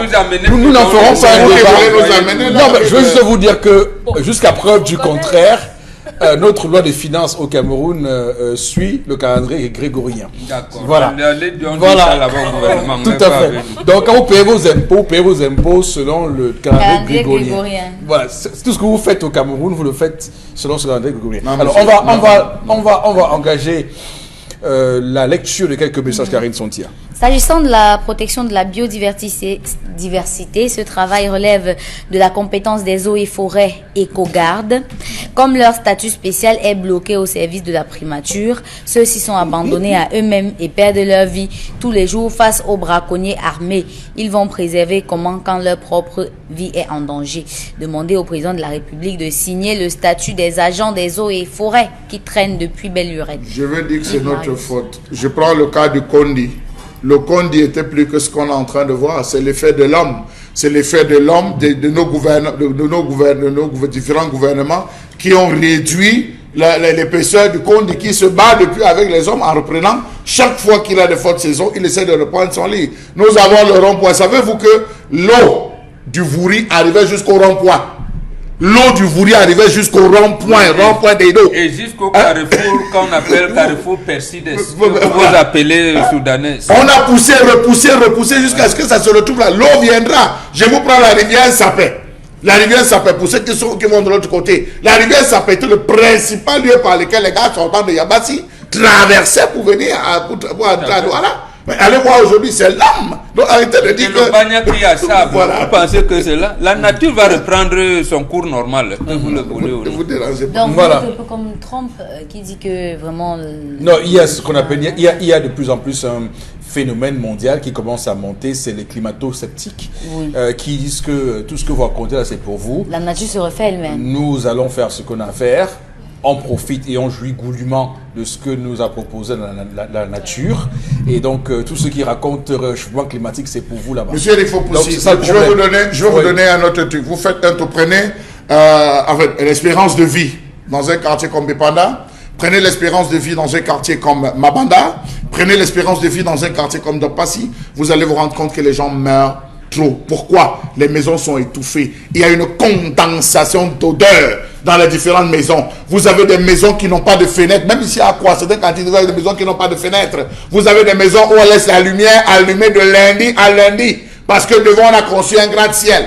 Il y a des maisons où on prépare avec le réchaud. Les odeurs restent dans la maison, ça reste stocké. Une maison qui n'a pas d'aération est une maison qui étouffe. Et vous qui respirez de l'air étouffé, par conséquent, vous mourrez. Vous n'avez pas pour 35 ans de vie sur Terre. Donc ça encore, ça fait partie de la biodiversité. Et si nous avons véritablement des dirigeants qui travaillaient, ils devaient s'arranger à cela, monsieur Eric Fopoussi. On va lire quelques messages, Karine. Oui, pour la colère de Charles Armel, la biodiversité souffre de deux problèmes. L'argent et l'avidité de l'espèce la plus dangereuse qui est l'homme. Aujourd'hui, c'est comme si nous attendons aussi que les séismes et tornades nous arrivent comme en Occident pour que l'État prenne conscience. Moi, je prône la complémentarité de la nature à nos domiciles. Juste un arbre au milieu de la cour de la maison peut avoir des vertus protectrices. Ça, c'est Stephen Dawson qui nous écrit. Par rapport à l'histoire du jour, ça fait mal, mais il faut voir le côté positif des choses. Il est assez mature pour comprendre. Yasmina Monché. L'histoire du jour, force est de reconnaître que ce garçon a le droit d'être perturbé par une telle découverte, mais pas plus que ça. Il doit davantage reconnaître la chance qui est la sienne d'avoir eu des parents qui l'ont élevé avec l'amour et fait de lui un homme. Juste une causerie de mise au point s'impose et vouloir se suicider est incompréhensible car il n'a vécu aucun drame. Il doit doublement remercier ses parents adoptifs qui sont ses véritables pères et mères. Stéphane Kouam de la Rosière qui nous écrit ce matin. Alors, si le gars est brisé par cette découverte à 30 ans, ça veut dire qu'il n'a pas été préparé au préalable par ses parents et son entourage. Il faut juste qu'il soit assisté mentalement et couvert de beaucoup d'amour. Sa fiancée doit être mise en contribution dans ce chantier. Steve qui nous écrit. Ok, on va rester sur vous pour prendre la revue des réseaux sociaux. Oui, dans le cadre de la revue des réseaux sociaux, on s'intéresse au braquage hier, très tôt le matin, de la cathédrale Notre-Dame des Victoires de Yaoundé. Des malfrats y sont entrés et ont cassé le coffre-fort. C'est vrai que la cathédrale elle-même ne nous dit pas le montant de ce qui a été emporté, mais sur la toile, on nous parle de 8 millions. Alors, d'abord, premier élément, parce que l'archidiocèse de Yaoundé a fait un communiqué, a fait une sortie pour faire des précisions par rapport à ce qui s'est passé. Il ne s'est pas agi d'importer, comme ça avait été annoncé dans un premier temps, le fruit de la quête de la messe de 6 heures. Il faut faire cette précision. On est allé braquer au niveau de la caissière. Il y a les différents là à l'archidiocèse et c'est là-bas qu'on a braqué justement cette caissière-là. On l'a attachée et on a pris ce qu'il y avait dans la caisse. Là-bas. Donc il faut qu'on soit précis parce que hier c'est un peu allé dans tous les sens. Donc voilà. Bon, maintenant on va dire que avec ça, quel commentaire vous en faites, mon Obengan? Il faut pardonner. Tout simplement. C'est que Dieu dit, il faut pardonner. C'est l'homme de Dieu. Leur papa, Jean-Paul II, apparemment il avait reçu une balle à un moment. Quand on a dit qu'il faut pardonner, il faut pardonner. Puisque de toutes les manières, les chrétiens vont toujours donner l'argent. Il n'en manque pas, il faut pardonner. Non, mais là, ce n'est pas l'argent donné par les chrétiens. C'est l'argent donné par l'État. Non, là, c'est la caisse où on vend comment on appelle ça? Il y a les sacramentaux de l'église et tout ça. Mais c'est pas donné, c'est le commerce. C'est la procure. Voilà, oui. Mais la procure, c'est l'hôtel. Non, on vend des... comment on appelle ça? Il faut pardonner. Il y a des livres, il y a beaucoup de choses. Nous sommes à l'église, il faut pardonner. Dieu lui-même pourvoira. Il faut pardonner. Il faut pardonner. Il n'y a pas deux choses. Il faut pardonner. Vous êtes d'accord que vous dévoyez le sujet? Que si on reste là-dessus, J'ai dit que l'église doit pardonner. Pardonner, ça veut dire qu'on t'a fait quelque chose de mal. Et tu dis à Dieu, Dieu c'est toi qui... Il faut pardonner, pourquoi pas? Vous demandez à l'église de punir, pourquoi? Non, l'église a un tribunal. Ça veut dire qu'à un moment donné, quand même, il y a une montée de la criminalité, de l'insécurité, quand même, qui devient tout à fait inquiétante. Cette montée de l'insécurité. Le Vatican, c'est le seul pays qui n'a pas d'armée. Ça veut dire qu'il vit sur les principes de Dieu. Il faut pardonner.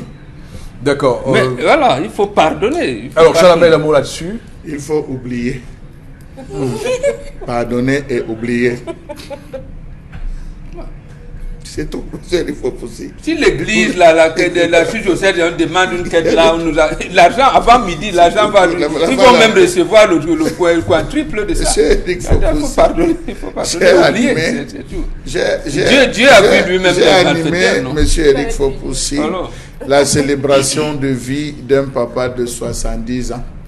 Le prêtre qui arrivait pour la célébration a dit, avant que je n'arrive ici pour célébrer, j'ai égaré mon laptop dans lequel il y avait tout et dans lequel je préparais. Avant de commencer, c'est le monsieur qui dit, organisons une quête ici pour acheter. La quête, là, a donné 1 million qu'on a compté. J'ai dit du laptop qu'on a compté, on a remis. Et on a donné à la science tenante au prêtre. Lui aussi, il ne pouvait pas acheter un laptop de 100 000 et le mettre. Attends, c'est pour dire, monsieur, qu'il faut pardonner et oublier. Donc, alors, parce que ce qui est quand même intéressant de dire, et ça, parce que c'est le débat qu'il y a eu ici au tout départ, c'est que beaucoup s'étaient focalisés sur la quête de la messe de 6 heures. Beaucoup estimaient que les bandits sont entrés en pleine chapelle et ont récupéré l'argent des quêtes. Et les commentaires sont allés dans tous les sens parce que beaucoup s'interrogeaient.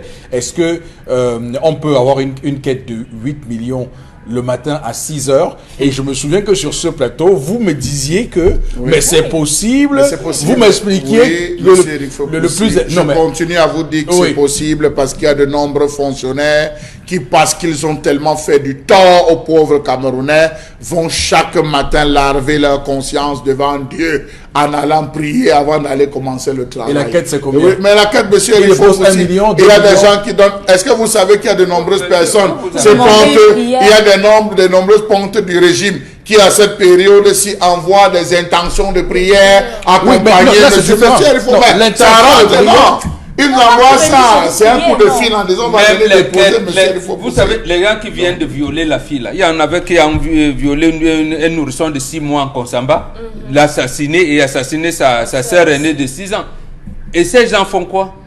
Quand ils arrivent à l'église, c'est des millions. Ils donnent 1 million, disent à Dieu, vraiment j'ai fait ici en Konsamba, je viens de trucs. Ils laissent l'argent, ils partent. À la messe de 6 heures.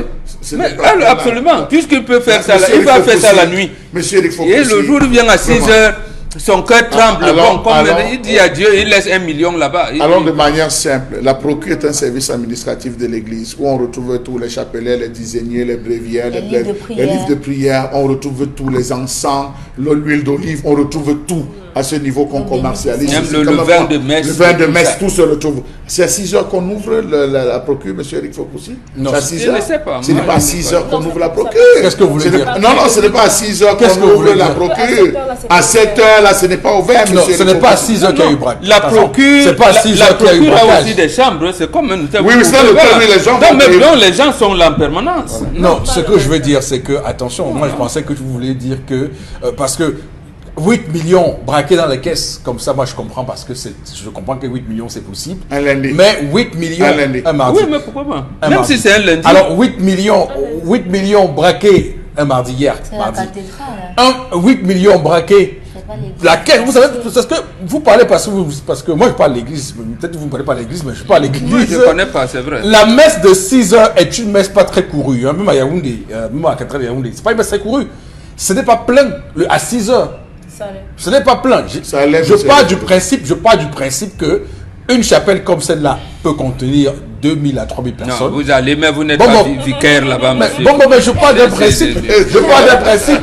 Et personnes peuvent faire une quête de 8 millions, monsieur. Oui, 10 personnes. Quelqu'un a fait du tort, quelqu'un a passé, quelqu'un a possédé par le vampirisme la nuit. Si quelqu'un, s'il est multimillionnaire, chacun donne 800 000. Pourquoi pas? Chacun donne 800 000. Vous savez ce que les gens sont, ce dont les gens sont capables pour donner à Dieu. La quête. Pour faire la quête, pour donner à Dieu, les gens sont capables de vendre. Il y a d'autres façons de contribuer à l'église. On ne connaît donc pas la façon dont on a donné. Il y a d'autres façons. Et cette autre façon-là, parce que généralement, il y a ce qu'on appelle la fête de récolte. Il y a la fête de récolte, les gens peuvent donner 10 millions, 20 millions, c'est comme ça, c'est possible. Il y a des quêtes. Il y a des quêtes spéciales. Nous sommes en fin d'année. Laissez-moi je vous explique. Non, laissez-nous l'église. Il y a des bénédictions pour l'année prochaine. Nous sommes au séminaire ici. Nous sommes à la fin de l'année. Les gens font des pratiques rituelles la nuit. D'accord. Il y en a qui font. Quand il vient, il se dit, quand il a terminé ses forfaits, à 5 h du matin, il dort à l'église. Il vient là, il enlève 3 millions, il laisse son complice. Mais attendez, sérieux. C'est à l'église où il se réfugie. Soyons sérieux. Donc vous n'allez pas dire parce que vous, d'habitude, il y a des quêtes. Il y a maintenant des quêtes. Il y a maintenant des quêtes. Il y a maintenant, je dis, des quêtes. Il y a des quêtes maintenant de construction d'une chapelle dans les paroisses où ils veulent construire une nouvelle chapelle. Oui. Ils font des quêtes spéciales. Là encore, on peut comprendre que les gens font des quêtes. Mais même encore là-bas, ce n'est pas en pleine église que les gens font ça. Les gens s'arrangent à venir, par exemple, faire des quêtes de 8 millions une fois. Oui. En pleine messe. Oui. Ne confondez pas les églises de réveil ou le tapage là. Monsieur Eric Fopoussi. Maintenant, il y a un ancien ministre. Monsieur Eric Fopoussi. Alors, maintenant, laissez-moi terminer. Maintenant, si on parle de ce principe qu'à la quête de 6 heures, il y a 8 millions, parce que moi je voulais qu'on soit clair. Vous savez que généralement l'église, à la fin de l'église, on vous donne le montant de la quête. Moi, je ne suis jamais allé là-bas. On donne le montant de la quête. Pas partout. Moi, j'ai écouté les montants de la quête. Ça n'a jamais atteint ce niveau-là. Il y a un ancien ministre. Je peux encore accepter que la quête atteint 8 millions le dimanche. Monsieur Eric Fopoussi. Mais à la messe de 11h. À la messe de... Même la messe de 6h dimanche, c'est possible. Oui, parce que la messe de... Vous n'êtes ni agent comptable de la semaine à 6h. Donc, je trouve quand même que c'était invraisemblable que les gens aient pensé un seul instant que c'est la quête. Je trouve ça invraisemblable. Il y a un ancien ministre de cette république, aujourd'hui incarcéré à la prison de Kondengui, qui faisait les messes de lundi, de 6h de lundi. Parfois, le mardi n'avait jamais le temps le dimanche. Et son enveloppe, c'était 5 millions. Je tais le nom parce qu'il est incarcéré, M. Eric Fopoussi. S'il était libre, j'aurais donné son nom. Je dis 5 millions. Et tous ces jours, quand on arrivait, on mettait son fauteuil à la messe de 6h. Je dis un ancien ministre, c'était lui-même qu'il avait sa voiture. Oui. Il avait une voiture hors prix. Je crois qu'elle existe encore si on n'a pas récupéré. 5 millions. Hors prix. Je dis 5 millions. Quand il entrait, c'était 5 millions. Ça veut dire que quand on dit l'heure de la quête, il se lève. Non, c'est une enveloppe. Il se lève jamais. On passe avec le panier. Il se lève jamais, on passe avec une enveloppe. Il ne se lève pas. On passe. C'est un fidèle. Alors, moi, je dis, c'est parce que il y a une chose, il y a une balise derrière cette affaire, hier, justement. C'est que les gens voulaient attirer l'attention des Camerounais sur ils voulaient jeter l'opprobre sur l'église par rapport à ça. Parce que j'ai vu des gens dire que, donc c'est comme ça que ces gens se font l'argent. Ouais, parce que derrière, ce que vous dites là, vous êtes dans une opération d'explication. Mais il y a beaucoup qui ont ressorti la fin de la quête parce qu'ils veulent jeter l'opprobre sur l'église en disant, oh, mais ces gens-là, ils se font tellement d'argent. Oh, alors que nous sommes les Il y a quelque chose qu'il faut expliquer. Oui. À la différence des autres églises de réveil qui vont jusqu'à laminer, déchirer, fouiller les poches des pauvres. Oui. L'église catholique, elle ne fouille pas les poches des pauvres. Les gens viennent donner de manière volontaire. Voilà. Ça, c'est la différence qu'il y a. Il faut que les gens le sachent. Pour l'église, c'est de manière volontaire qu'on va déposer. S'il y a le projet de construction d'un immeuble, on va dire, bon, opération un poteau. Pour le dimanche, on le crée. Et c'est de manière volontaire que les gens donnent. Non. Contrairement aux autres églises où on lamine, le pasteur dit, s'il n'y a pas telle somme, on ne sort pas d'ici. Vous ne pouvez pas faire, on commence à fouiller les poches des gens. Non, c'est la différence. Voilà, c'est la différence. Par exemple, avec les plantins et autres pour nourrir les gens qui non, ça c'est obligatoire, Karine. L'autre là, c'est que chaque communauté, chaque dimanche, nourrit le prêtre. Et en plus, il y a les enveloppes. J'ai quand même une réserve. Oui, c'est comme ça. Il y a la communauté Banen ce dimanche, la communauté Bassa, le dimanche prochain, la chorale Betty qui doit nourrir, c'est comme ça. Toutes les semaines, vous devez le faire. C'est comme ça. Mais maintenant, quand même, quand on demande à un enfant de 5 ans de payer le dernier de culte, c'est pourquoi? Si ce n'est pas une obligation. C'est pour fouiller la peau de papa. Voilà. C'est subtil, ça. Non, vous voyez, ça veut dire que Dominique Audrey est également dans cette logique que moi j'évoquais ici. L'église a l'argent. Ça veut dire que les gens veulent venir. C'est normal. Actuellement, non, mais c'est normal gens que ont l'église ait l'argent dans l'argent. leur téléphone portable. Donc les bandits ne peuvent pas. Ils peuvent prendre non pas le. Ils vont prendre l'argent. Est-ce que c'est donc mauvais que l'église, parce que les gens ont voulu en faire une affaire de raillerie, une affaire de. Nous ne sommes pas là. J'ai dit l'église doit pardonner. L'église doit pardonner. C'est tout. Voilà. Mais sauf que finalement, ce n'est pas une question. C'est un commerce de l'église qui a été donc. Et surtout qu'elle ne porte pas plainte. C'est un commerce. Elle doit pardonner. Surtout pas. Il ne faut pas porter plainte. D'accord, merci. On peut faire une enquête de routine quand on va à la gendarmerie, mais pas de porter plainte. D'accord.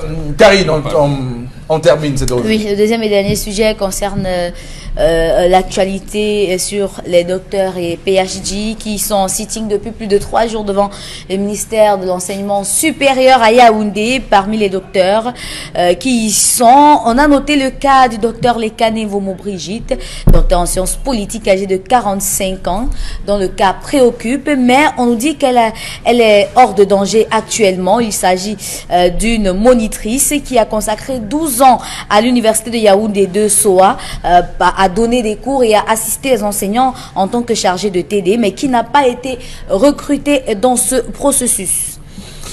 Alors, peut-être encore une retro dans l'histoire qu'on vient de dire. Il y a une personne qui signale qu'il y a des prêtres qui refusent à la quête les pièces jaunes. Ah. Voilà. C'est quand même assez réjouissant. C'est vous, attendez. Moi, je ne savais pas. Non, j'apprends, mais je dis qui dit ça. Je ne sais pas si c'est vrai. Si c'est vrai, c'est extrêmement grave. Mon frère, si c'est vrai, un de mes frères m'a dit les voies du Seigneur sont insondables. De là à interdire que les gens. Mais absolument. C'est difficile à comprendre. Même la quête des pièces jaunes. Non, mais là, on est clairement dans l'inuit. Aujourd'hui, même avec 25 francs, vous ne pouvez plus acheter même le yanga. C'est normal. Quand vous allez voir dans les snacks, vous payez 1000 francs, vous payez le gars whisky. Lorsqu'il faut venir honorer, vous vous souvenez de tous les versets de la maison. Vous venez donner ça. Un autre prêtre était allé jusqu'à, il a ramassé, il a jeté ça sur le couloir. Que je n'en veux pas. Je n'en veux pas. D'accord. Donc c'était plus petit rétro. Alors, pour être beaucoup plus sérieux, bon, c'est quand même terrible. On est au Cameroun. On est en train de désacraliser le doctorat. Le diplôme doctorat. Ça veut dire que beaucoup de Camerounais vont peut-être grandir sans jamais avoir dans leur famille des docteurs. Ben, nous sommes en train de désacraliser le doctorat. C'est un diplôme d'élite au Cameroun, mais on est en train de les considérer comme des serpillères. Voir des gens comme ça, qui sont couchés à même le sol, les faire valoir, ça veut dire quoi? Qu'on a touché le fond dans ce pays? Oui. On est même allé plus... Qu'il y avait plus que le fond. On a, oui, absolument. Oui. En 1994, un Camerounais vient présenter son avion au Premier ministre Simon Achidi Achou. Apparemment, ceux qui ont la charge de l'orientation scolaire et académique, ils passent souvent les fiches aux enfants. On dit 3 métiers que vous souhaiteriez exercer dans l'avenir.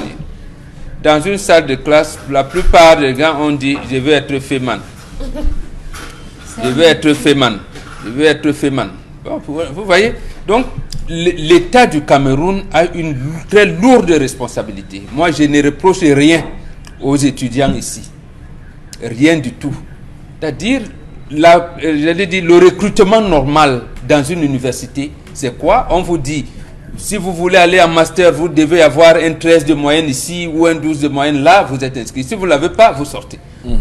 Vous êtes en master 2, vous voulez vous inscrire en 2 en doctorat, c'est là comment on appelle là-bas, je n'y ai pas été.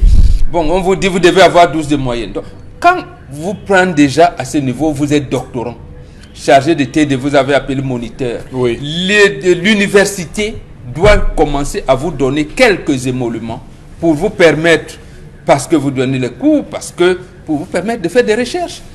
On ne le fait pas. Comment un étudiant parvient donc à passer cette étape, à soutenir sa thèse, devenir docteur, et vous le maintenez toujours dans le statut de moniteur. Et vous n'augmentez pas en grade. Ça, c'est de la criminalité. Ça, donc, l'université camerounaise est devenue criminelle. Mais il n'y a pas de mots. On entend un discours.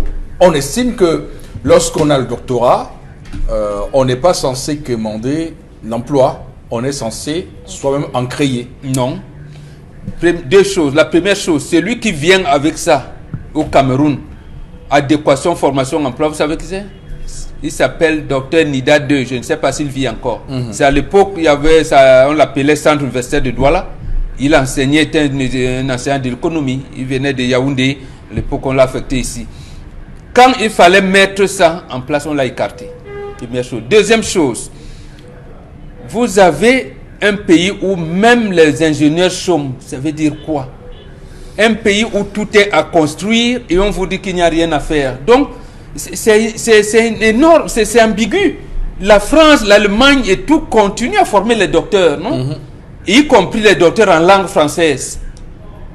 Alors, il va donc créer quoi? Première chose, ce qu'ils vont faire, vont créer quelles entreprises, quels emplois. Ils vont créer les cabinets d'études. On ne développe pas un pays par les services. Vous avez un doctorat en droit en ceci, tel un docteur en droit en là, ou bien vous en ceci, en cela. Vous allez créer un cabinet de consultation. Bon, vous allez le problème, c'est que est-ce qu'un docteur ne doit qu'enseigner dans sa vie? Quand vous parvenez au niveau du docteur, vous avez deux orientations. Vous enseignez ou vous faites la recherche. Voilà. Et dans la recherche, vous n'êtes pas obligé de trouver. Je veux dire, les gars peuvent décider, un groupe de jeunes Camerounais peuvent se dire, nous sommes en géographie. Nous voulons revoir la Sanaga, ou je ne sais pas moi, le fleuve du Cameroun. Ils sont pas. Qu'est-ce qu'ils vont chercher? On doit leur payer. Mais parce que le souci, c'est que on imagine que lorsqu'on a un diplôme aussi élevé, on a peut-être aussi la capacité de s'adapter à la vie. On a écouté des gens être surpris d'entendre un docteur PhD qui a un doctorat PhD dire qu'il a 85 000 à la fin du mois. Je veux dire qu'à un moment donné, là, on se pose des questions. Là, il est chanceux. Oui, c'est 50 000 francs. Oui, 50 000, 85 000 à la fin du mois. Ils sont là couchés, ils disent que leur vie, ils ont plus de 40 ans, ils estiment que leur vie... Alors, quand on écoute ça, je veux dire qu'à un moment donné, on se pose des questions. Oui, on se pose des questions. Oui. Il y a des options aussi. Lui, il y a des docteurs quand même. Lorsque vous êtes là, je veux dire l'université, quand vous êtes étudiant là-bas, vous devez comprendre le monde. C'est-à-dire savoir quitter. Même si vous avez votre doctorat, vous analysez l'environnement, vous cherchez à être employé ailleurs. Maintenant, est-ce que l'environnement s'y prête? Lorsque même le chef de l'État ne peut pas appeler les investisseurs étrangers pour créer les emplois. C'est les docteurs là qui ont du mal, dont on a bloqué la soutenance pendant des années, qui vont créer l'emploi. Avec quelle banque va les aider dans la création de cet emploi, de cette entreprise-là? C'est pour ça que je vous ai dit, peuvent se réunir à 2-3, créer un cabinet d'études, mais qui va payer? D'accord. Qui va payer? Donc là, c'est l'État qui a l'entière responsabilité dans ce qui se passe. Alors, Chalamel, le ministre d'État, ministre de l'Enseignement supérieur, a pris la parole hier au cours d'un point de presse où il a fait des révélations quand même très fortes par rapport au processus de recrutement de ces plus de 1000, puisqu'il y a 3 vagues, il doit y avoir 3 vagues, une vague de 1000, une vague de 500 en 2020, une autre vague de 500 en 2021, mais cette vague est après de 1300, près de 1300. Monsieur Eric, aussi, moi ça me fait un peu rire, parce que lorsque j'ai parcouru, j'ai vu comment on appuyait sur certaines régions, histoire de démontrer qu'on a plus pris, excusez-moi. C'était du folklore, je n'ai pas prononcé. Non, sur 1300, oui, 470 acquis, on a pris de l'Ouest. Ça fait rire, ça fait un peu rire. Qu'est-ce qu'on veut démontrer? Monsieur, il faut prendre la tendance sociale de l'heure. À l'heure, il y a une communauté qui est en train de se plaindre. Il y a une manipulation à ce niveau que le ministre a démontré. Il y a une grosse manipulation, il ne faut pas cacher. Ce chiffre 400... Non, mais il a expliqué que c'est comme ça parce que à l'Ouest, les gens ont le plus candidaté. Lui-même, dans son point de presse. On se rappelle avec le concours des architectes, à une certaine époque, ici, qu'est-ce qui n'avait pas été dit? Je peux vous prendre des exemples comme ça à l'appel. Les urbanistes, je vais vous prendre ça à l'appel. pour vous dire ce qui avait été dit. On m'avait parlé de candidature, on avait réabordé la question de candidature. On a dit donc le seul monopole de candidature venait de... Non, arrêtons. Donc c'était juste en passant. Monsieur, il faut possible. Il faut dire que le ministre n'a fait qu'une seule chose, démontrer qu'il a des collaborateurs incompétents. Démontrer qu'il a des collaborateurs qui font tout sauf ce que lui, il demande de faire. La machine a bugué. Franchement, c'est quel type d'excuse qu'on peut balancer comme ça en Mondovision, à l'international, on dit la machine a bugué. Mais monsieur, présentez-nous au moins les manuscrits. Je tiens ici à ma possession les manuscrits que j'ai personnellement visés pour vous démontrer qu'il y a une machination. Il y a un coup d'état scientifique qu'on a dû préparer. Là, voici, je donne à l'appréciation des journalistes. À partir de là, on aurait compris que M. Rifopoussi, il se serait dédouané, qu'il aurait expliqué de fond en comble la question. Ça, c'est le premier point. Chalamel, quand moi j'ai bien lu les propos du ministre d'État, hein, j'ai le sentiment que, et d'ailleurs, il commence en signalant le SGPM, en disant que c'est lui, en général, qui a coordonné la supervision de tout cela. Donc, donc lui, à son niveau, et on rappelle que dans le processus, à chaque fois, les noms étaient renvoyés à la présidence qui supprimait des noms et ajoutait d'autres noms. Alors, mais écoutez, le ministre fameux, donc, on peut dire tout ce qu'on veut contre lui, mais ce qu'on a comme information sur le processus de ce qui s'est passé, je peux vous dire, Chalamel, c'était très compliqué. Monsieur Rifopoussi, il devait donc, dans le cas contre se taire et faire passer au ministre porte-parole de la communication du gouvernement d'aller parler. Il devait se taire. S'il était étranger, la deuxième chose, il devait descendre, aller rencontrer les docteurs. Il est professeur. Il devait descendre rencontrer les différents docteurs, s'asseoir et dire, je vous invite au débat, malgré le fait qu'ils ont refusé de monter, aller discuter avec eux en leur disant, voici la situation, voilà ce qu'il a fait, c'est plutôt autre chose qu'il a posé. Le Nigeria à côté, M. Rifopoussi, a 3500 professeurs d'histoire. Le Sénégal vient avec 4500 professeur d'histoire. Non, professeur agrégé? Professeur d'histoire. Non. Monsieur agrégé, oui. Je dis agrégé. Professeur agrégé ou docteur? Je dis agrégé, monsieur. Non, le Nigeria bat les records. C'est le sommet au Nigeria. Bon, en termes de docteurs. En plus, ils sont nombreux. Ils sont non, mais monsieur, il faut aussi laisser le nombre. Laissez le nombre. L'État a planifié à travers. Je crois que le Cameroun gagnerait. On a besoin de connaître l'histoire. On a besoin de connaître. Vous avez des PhD. Vous avez des gars qui font des recherches. On gagnerait à les avoir. C'est parce qu'on se refuse à les intégrer. Sauf qu'on les a. Pendant un certain temps, nous avons eu l'ICOMOS qui intégrait les différents docteurs. Lorsque vous sortez, on avait l'Enstorm. Qui avait des noms qui intégraient les différents docteurs qui sortaient. Chalamel, c'est bien gentil de dire ça. Mais sauf que ceux qu'on a déjà, on n'arrive pas à les employer. Vous nous dites qu'il y a 4000, d'accord. Mais il faut d'abord. Ce que je voulais te dire, c'est que les pays voisins sont en surnombre. Nous encore, on n'a pas. Je voulais mais est-ce que justement les docteurs camerounais que nous avons déjà, qui sont peu, selon vous, qui sont peu selon vous, est-ce qu'on les intègre déjà? C'est là voilà qui sont les chômeurs. Monsieur nous avons ceux qui sont recrutés par mention pitié. Ils sont dans l'ordre de 50 000 francs CFA. Et j'en connais quelque chose. Vous avez ceux qui ont la chance parce qu'ils ont vendu les fascicules, parce ils portaient les sacs, parce qu'ils faisaient la correction. Ils sont dans les 85 000. Ceux qui sont dans les 400 000, c'est ceux qui appartiennent à des cercles trop fermés, monsieur Rifopoussi. 250 000 francs. Qu'est-ce que vous voulez dire? Cercle trop fermé. Monsieur, vous ne connaissez pas l'université. Non, mais arrêtez. Vous ne connaissez pas l'université. Vous voulez parler de quoi, monsieur Rifoposi? Mais laissez-moi dire, je le dis à mon vision. C'est des gars qui sont dans le cercle des réseaux bien fermés. Ce sont ceux qui sont à l'aise.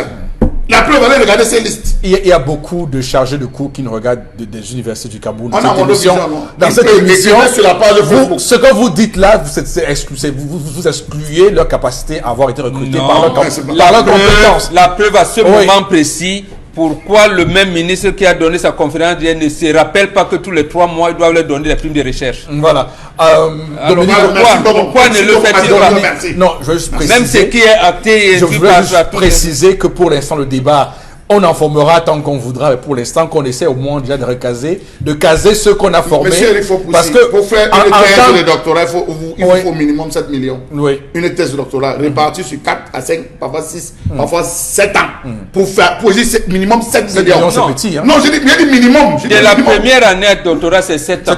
Mais maintenant, de master 2, doctorat, là où on vous attend à soutenir 3 ans après, vous pouvez faire 7 ans. Vous allez faire des recherches. À des moments, c'est votre chargé, celui qui vous suit, le chargé de thèse, qui va vous dire il faut me déplacer, il faut faire ci. Je n'ai pas le temps. Trouvez-moi ceci. On va traiter de ça au village. Viens me trouver au village. Je profite du funérail. Je vais prendre 2 heures. Vous savez comment ces gars souffrent?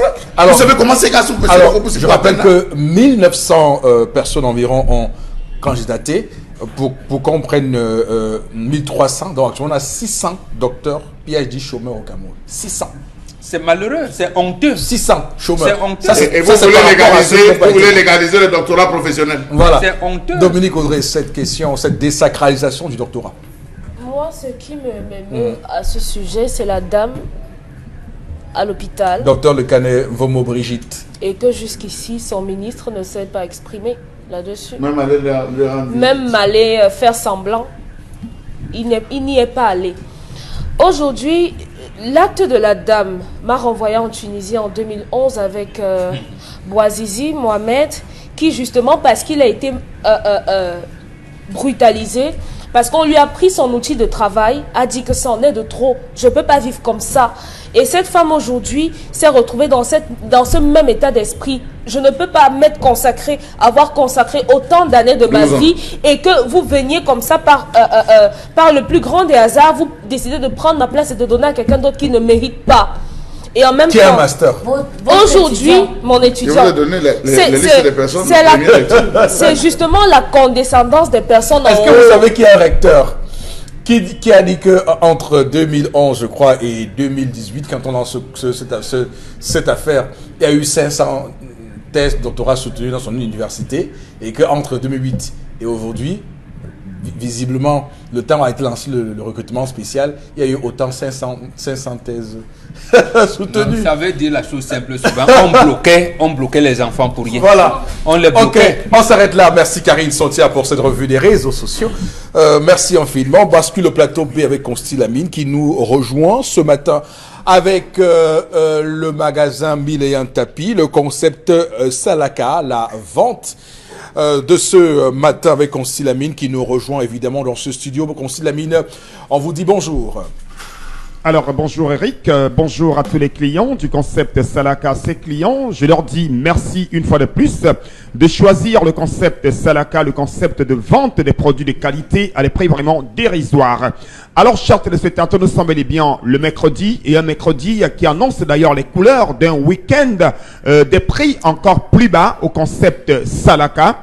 Alors, le temps de rappeler à tous nos téléspectateurs que le magasin 1001 tapis est situé en plein cœur de Douala, en face du Palais d'Ika, à l'entrée de la rue Mermoz. Je dis bien, ce magasin est situé en plein cœur du Palais d'Ika, en plein cœur d'Aqua, en face du Palais d'Ika. Et ceux qui n'ont peut-être pas le temps de venir dans ce magasin peuvent nous appeler et bénéficier des réductions exceptionnelles. Donc, appelez-nous dès à présent, passez vos commandes. Vous savez déjà que nous livrons dans tout le Cameroun, donc pas besoin de se déplacer, que vous soyez à Bafoussam, que vous soyez à Garoua, en Gaoundéré, en Gueule-Mendouka. Appelez directement le concept Salaka au numéro de téléphone qui s'affiche au bas de l'écran et passez votre commande. Quelle que soit la quantité, quel que soit l'article, le concept Salaka se chargera d'assurer la livraison de votre produit à domicile. Et je rappelle que toutes nos marchandises sont dotées d'une garantie. Oui, on ne dépend pas à Salaka, mais on remplace. Je dis bien, le concept Salaka ne dépend pas, mais le concept Salaka remplace la marchandise en cas de problème. Nous allons tout de suite commencer la vente de ce matin par des tapis de prière. Nous sommes en décembre, c'est le mois des prières, c'est le mois de pas mal d'événements. Les tapis de prière, vous les avez à 1000 francs un tapis de prière qui coûtait avant 4 000, mais vous l'avez dans le cadre de la double réduction à 1 000 francs au magasin 1001 tapis en face le Palais d'Ika. À côté bien sûr des tapis de prière, on parle également des robots mixeurs de bol. Regardez bien sûr ces robots mixeurs. Ailleurs, pendant les périodes des fêtes, pendant que les autres augmentent le prix, le concept Salaka maintient ses prix et maintient la même qualité et la même garantie. Un robot mixeur de bol à 12 000 francs. Vous ne retrouverez cela nulle part ailleurs, rien qu'au magasin 1001 tapis en face le Palais d'Ika. C'est l'occasion plus que jamais d'appeler ceux qui ont besoin d'un cadeau de mariage, ceux qui veulent offrir un cadeau de fin d'année à quelqu'un. Le concept Salaka vous permet d'avoir des appareils de qualité à des prix dérisoires. À côté bien sûr du robot mixeur, vous avez ce magnifique fer à vapeur. Je rappelle qu'il est neuf.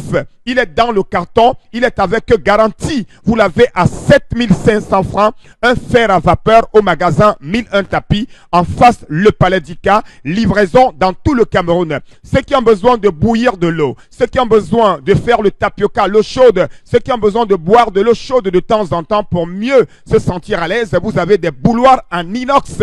Vous les avez à 6 500 francs. Des bouilloires avec garantie, des bouilloires neuves au magasin 1001 tapis en face le Palais d'Ika. Je rappelle que vous aviez encore quelques semaines pour la double réduction au magasin 1001 tapis. Les laptops corps de Dio. Vous avez demandé les laptops corps de Dio avec webcam. Le concept Salaka vous permet d'acheter un laptop corps de Dio à 95 000.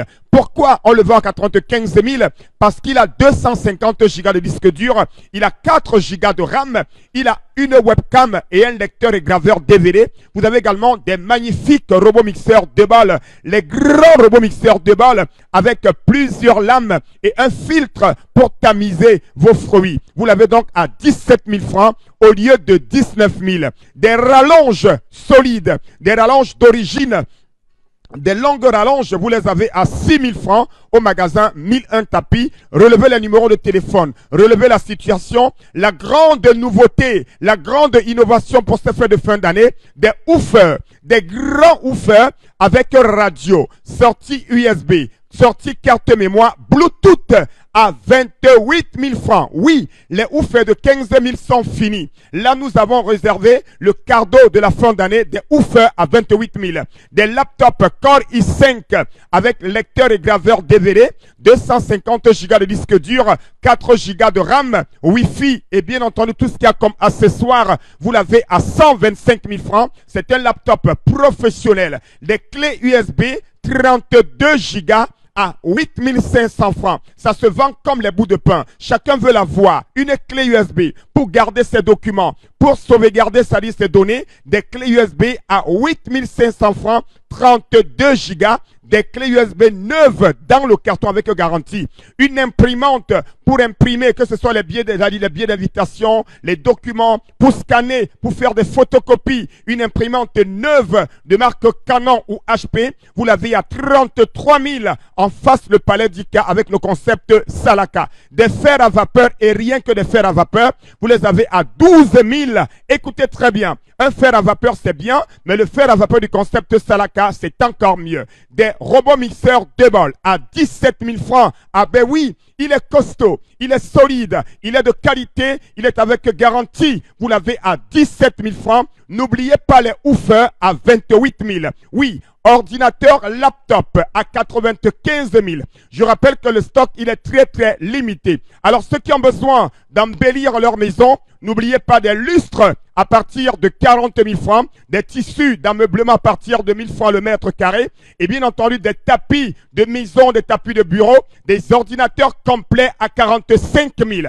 Un ordinateur complet, que ce soit pour des saisies, que ce soit pour les animations, que ce soit pour les bureaux, à 45 000 au magasin 1001 tapis en face du Palais d'Ika. Et je rappelle que la grande nouveauté, ce sont les grands woofers à 28 000. C'est des woofers qui ont la radio, sortie clé USB, carte mémoire, Bluetooth, avec un son laser. Le stock, il est très limité à 28 000 francs. J'insiste sur ce woofer. Alors, ceux qui veulent bien danser, ceux qui veulent télécharger, ceux qui veulent s'amuser, des woofers à 28 000. N'oubliez pas des des robots mixeurs, des laptops, des régulateurs de tension, des tapis de prière, des tissus d'ameublement à partir de Colo. Oui, des tissus d'ameublement à partir de Colo au magasin 1001 tapis en face le palais d'Ika.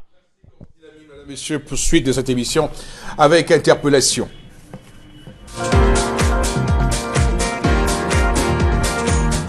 Oui, pour le développement de notre pays, si en 37 ans le gouvernement n'a rien fait, je pense que ce qui nous reste, c'est la tenance pour que le pays puisse se développer. Qu'on donne la chance aussi aux autres de faire ce qu'ils peuvent faire pour que le pays puisse se développer. Puisque le pouvoir en place a montré vraiment sa différence. Non, si en 37 ans, avec tout ce qu'ils ont accumulé, ils n'ont rien fait. Nous sommes rentrés presque à 50 ans en arrière. Il faut qu'ils donnent la chance à ceux qui sont là de pouvoir montrer aussi les expériences, de pouvoir mettre l'expérience en pratique pour qu'on voit ce que ça peut donner. Puisqu'en 37 ans, ils n'ont rien donné. Nous sommes reculés à 50 ans en arrière.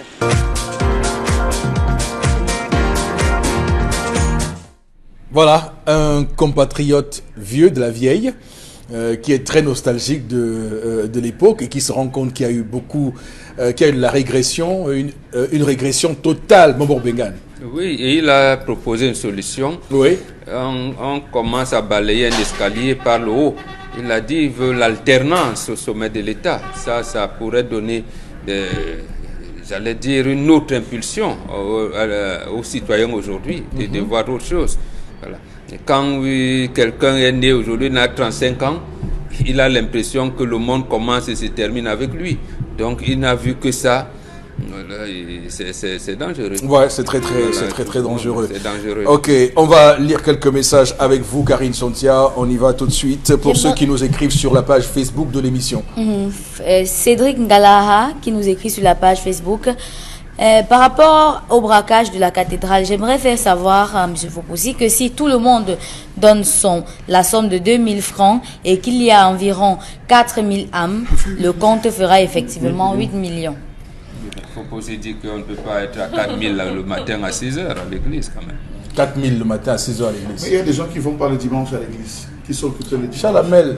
Il y a des gens que vous montez La le samedi à cathédrale l'église de tous les jours. à combien de places? Vous Tous les jours, vous êtes dans la cathédrale à combien de places? Moi, je vous ai dit qu'il y avait un ministre, un ancien ministre, M. Rifopoussi, qui était là le lundi ou le mardi, et sa somme, c'était 5 millions. On mettait toujours son fauteuil. Il avait son fauteuil spécial. Donc si c'est arrivé qu'il a envoyé son fils continue son travail. 5 millions. Je comprends pourquoi Monseigneur Jean Bargaï allait faire célébrer la messe en prison. Ok. Donc même moi à sa place, j'aurais fait la même chose. Allez-y, Karine. Par rapport à l'histoire du jour, je voudrais ajouter que le problème de ce monsieur n'est pas anodin comme certains veulent le dépeindre. Bien au contraire, il s'agit de la construction de son identité. Qui suis-je? Qui sont mes aïeuls, etc.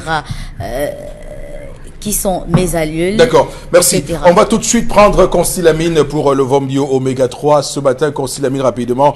On va terminer avec vous sur cette intervention commerciale concernant le Vombio Oméga 3. Alors, nous restons toujours dans le concept Salaka et toujours du côté du magasin 1001 tapis, en face le Palais d'Ika, à l'entrée de la rue Mermoz, le point de vente par excellence des produits de qualité avec bien sûr tout ce qu'il y a comme avantage. Alors, à l'instant, nous parlons de ce complément alimentaire que vous connaissez déjà. C'est le Von Bio Oméga 3. C'est un complément alimentaire d'origine américaine. Le Von Bio Oméga 3 permet bien entendu de réguler le taux de cholestérol dans le sang. Le Von Bio Oméga 3 permet de réduire naturellement la pression artérielle. Le Von Bio Oméga 3 que voici est bel et bien ce complément alimentaire qui permet de nous prévenir contre les AVC. C'est un complément alimentaire qui se consomme au Cameroun depuis pratiquement plus de 2 ans grâce au concept Salaka. Et au jour d'aujourd'hui, ils sont tellement nombreux qui se sont habitués à ce complément alimentaire. Ils sont nombreux qui ont retrouvé le sourire grâce au Von Bio Oméga 3 que vous retrouverez toujours et toujours au magasin 1001 tapis en face le Palais d'Ika. Plus besoin d'aller ailleurs, ne cherchez pas un autre endroit. Le seul point de vente du Von Bio Oméga 3, c'est bel et bien le concept Salaka. C'est vrai qu'il y a dans les pharmacies ou c'est-à-dire certaines pharmacies partenaires dans lesquelles vous le retrouverez à plus de 6 000 francs. Mais le prix du concept Salaka est bel et bien de 5 500 pour une boîte de 30 gélules. Et c'est une gélule par jour pendant le repas. À côté bien sûr du Von Bio Oméga 3, on parle également de plus en plus de ce lait de toilette pour diabétiques que voici. Alors pourquoi utiliser un lait de toilette uniquement quand on est diabétique? Parce que votre peau elle est délicate, votre peau elle est fragile. Alors les laboratoires Cedorex ont mis sur le marché mondial un lait de toilette pour diabétiques que vous appliquerez 3 fois par jour sur les pieds et le reste du corps. Et ce lait de toilette, il coûte la somme de 6 000. Je vous le conseille, bien entendu. Je vous conseille bel et bien les compléments alimentaires des laboratoires Cedorex. Je vous conseille le Von Bio Oméga 3 parce que ça marche vraiment. C'est un complément alimentaire idéal. Il est efficace. Il est vraiment de très bonne qualité et il est idéal pour tous ceux qui ont les problèmes de tension. Vous l'avez au magasin 1001 tapis. Nous restons toujours dans la santé et pour parler cette fois-ci, pour présenter encore, oh là là, le nouveau bébé du concept Salaka. Vous le connaissez déjà, mais je vous rappelle que ce bébé est encore nouveau. Il est encore, bien entendu, un bébé qui se porte très bien. C'est bel et bien la pommade contre les hémorroïdes que j'ai toujours le plaisir de présenter à tous les téléspectateurs de cette émission. Alors, vous connaissez quelqu'un qui en souffre. Vous avez des problèmes des hémorroïdes depuis plusieurs années. Vous aviez été partout sans solution. Alors, venez au concept Salaka. Essayez cette pommade. Je vous la conseille très bien. Les auditeurs de la radio Equinox sont déjà satisfaits et bien sûr quelques téléspectateurs qui ont déjà acheté cette pommade sont déjà satisfaits. Je vous conseille bel et bien cette pommade contre les hémorroïdes que voici, que vous retrouverez bel et bien au magasin 1001 tapis en face du Palais d'Ica. Alors parlons des modalités de livraison. Ceux qui ont besoin de commander quel que soit l'article au magasin 1001 tapis avec le concept Salaka, appelez directement nos numéros de téléphone. Quel que soit l'article, quelle que soit la quantité, quelle que soit la ville dans laquelle vous vous trouvez, n'hésitez surtout pas, appelez le concept Salaka. Et je rappelle que le concept Salaka vous donne la garantie, vous donne des articles de qualité avec des prix les plus bas.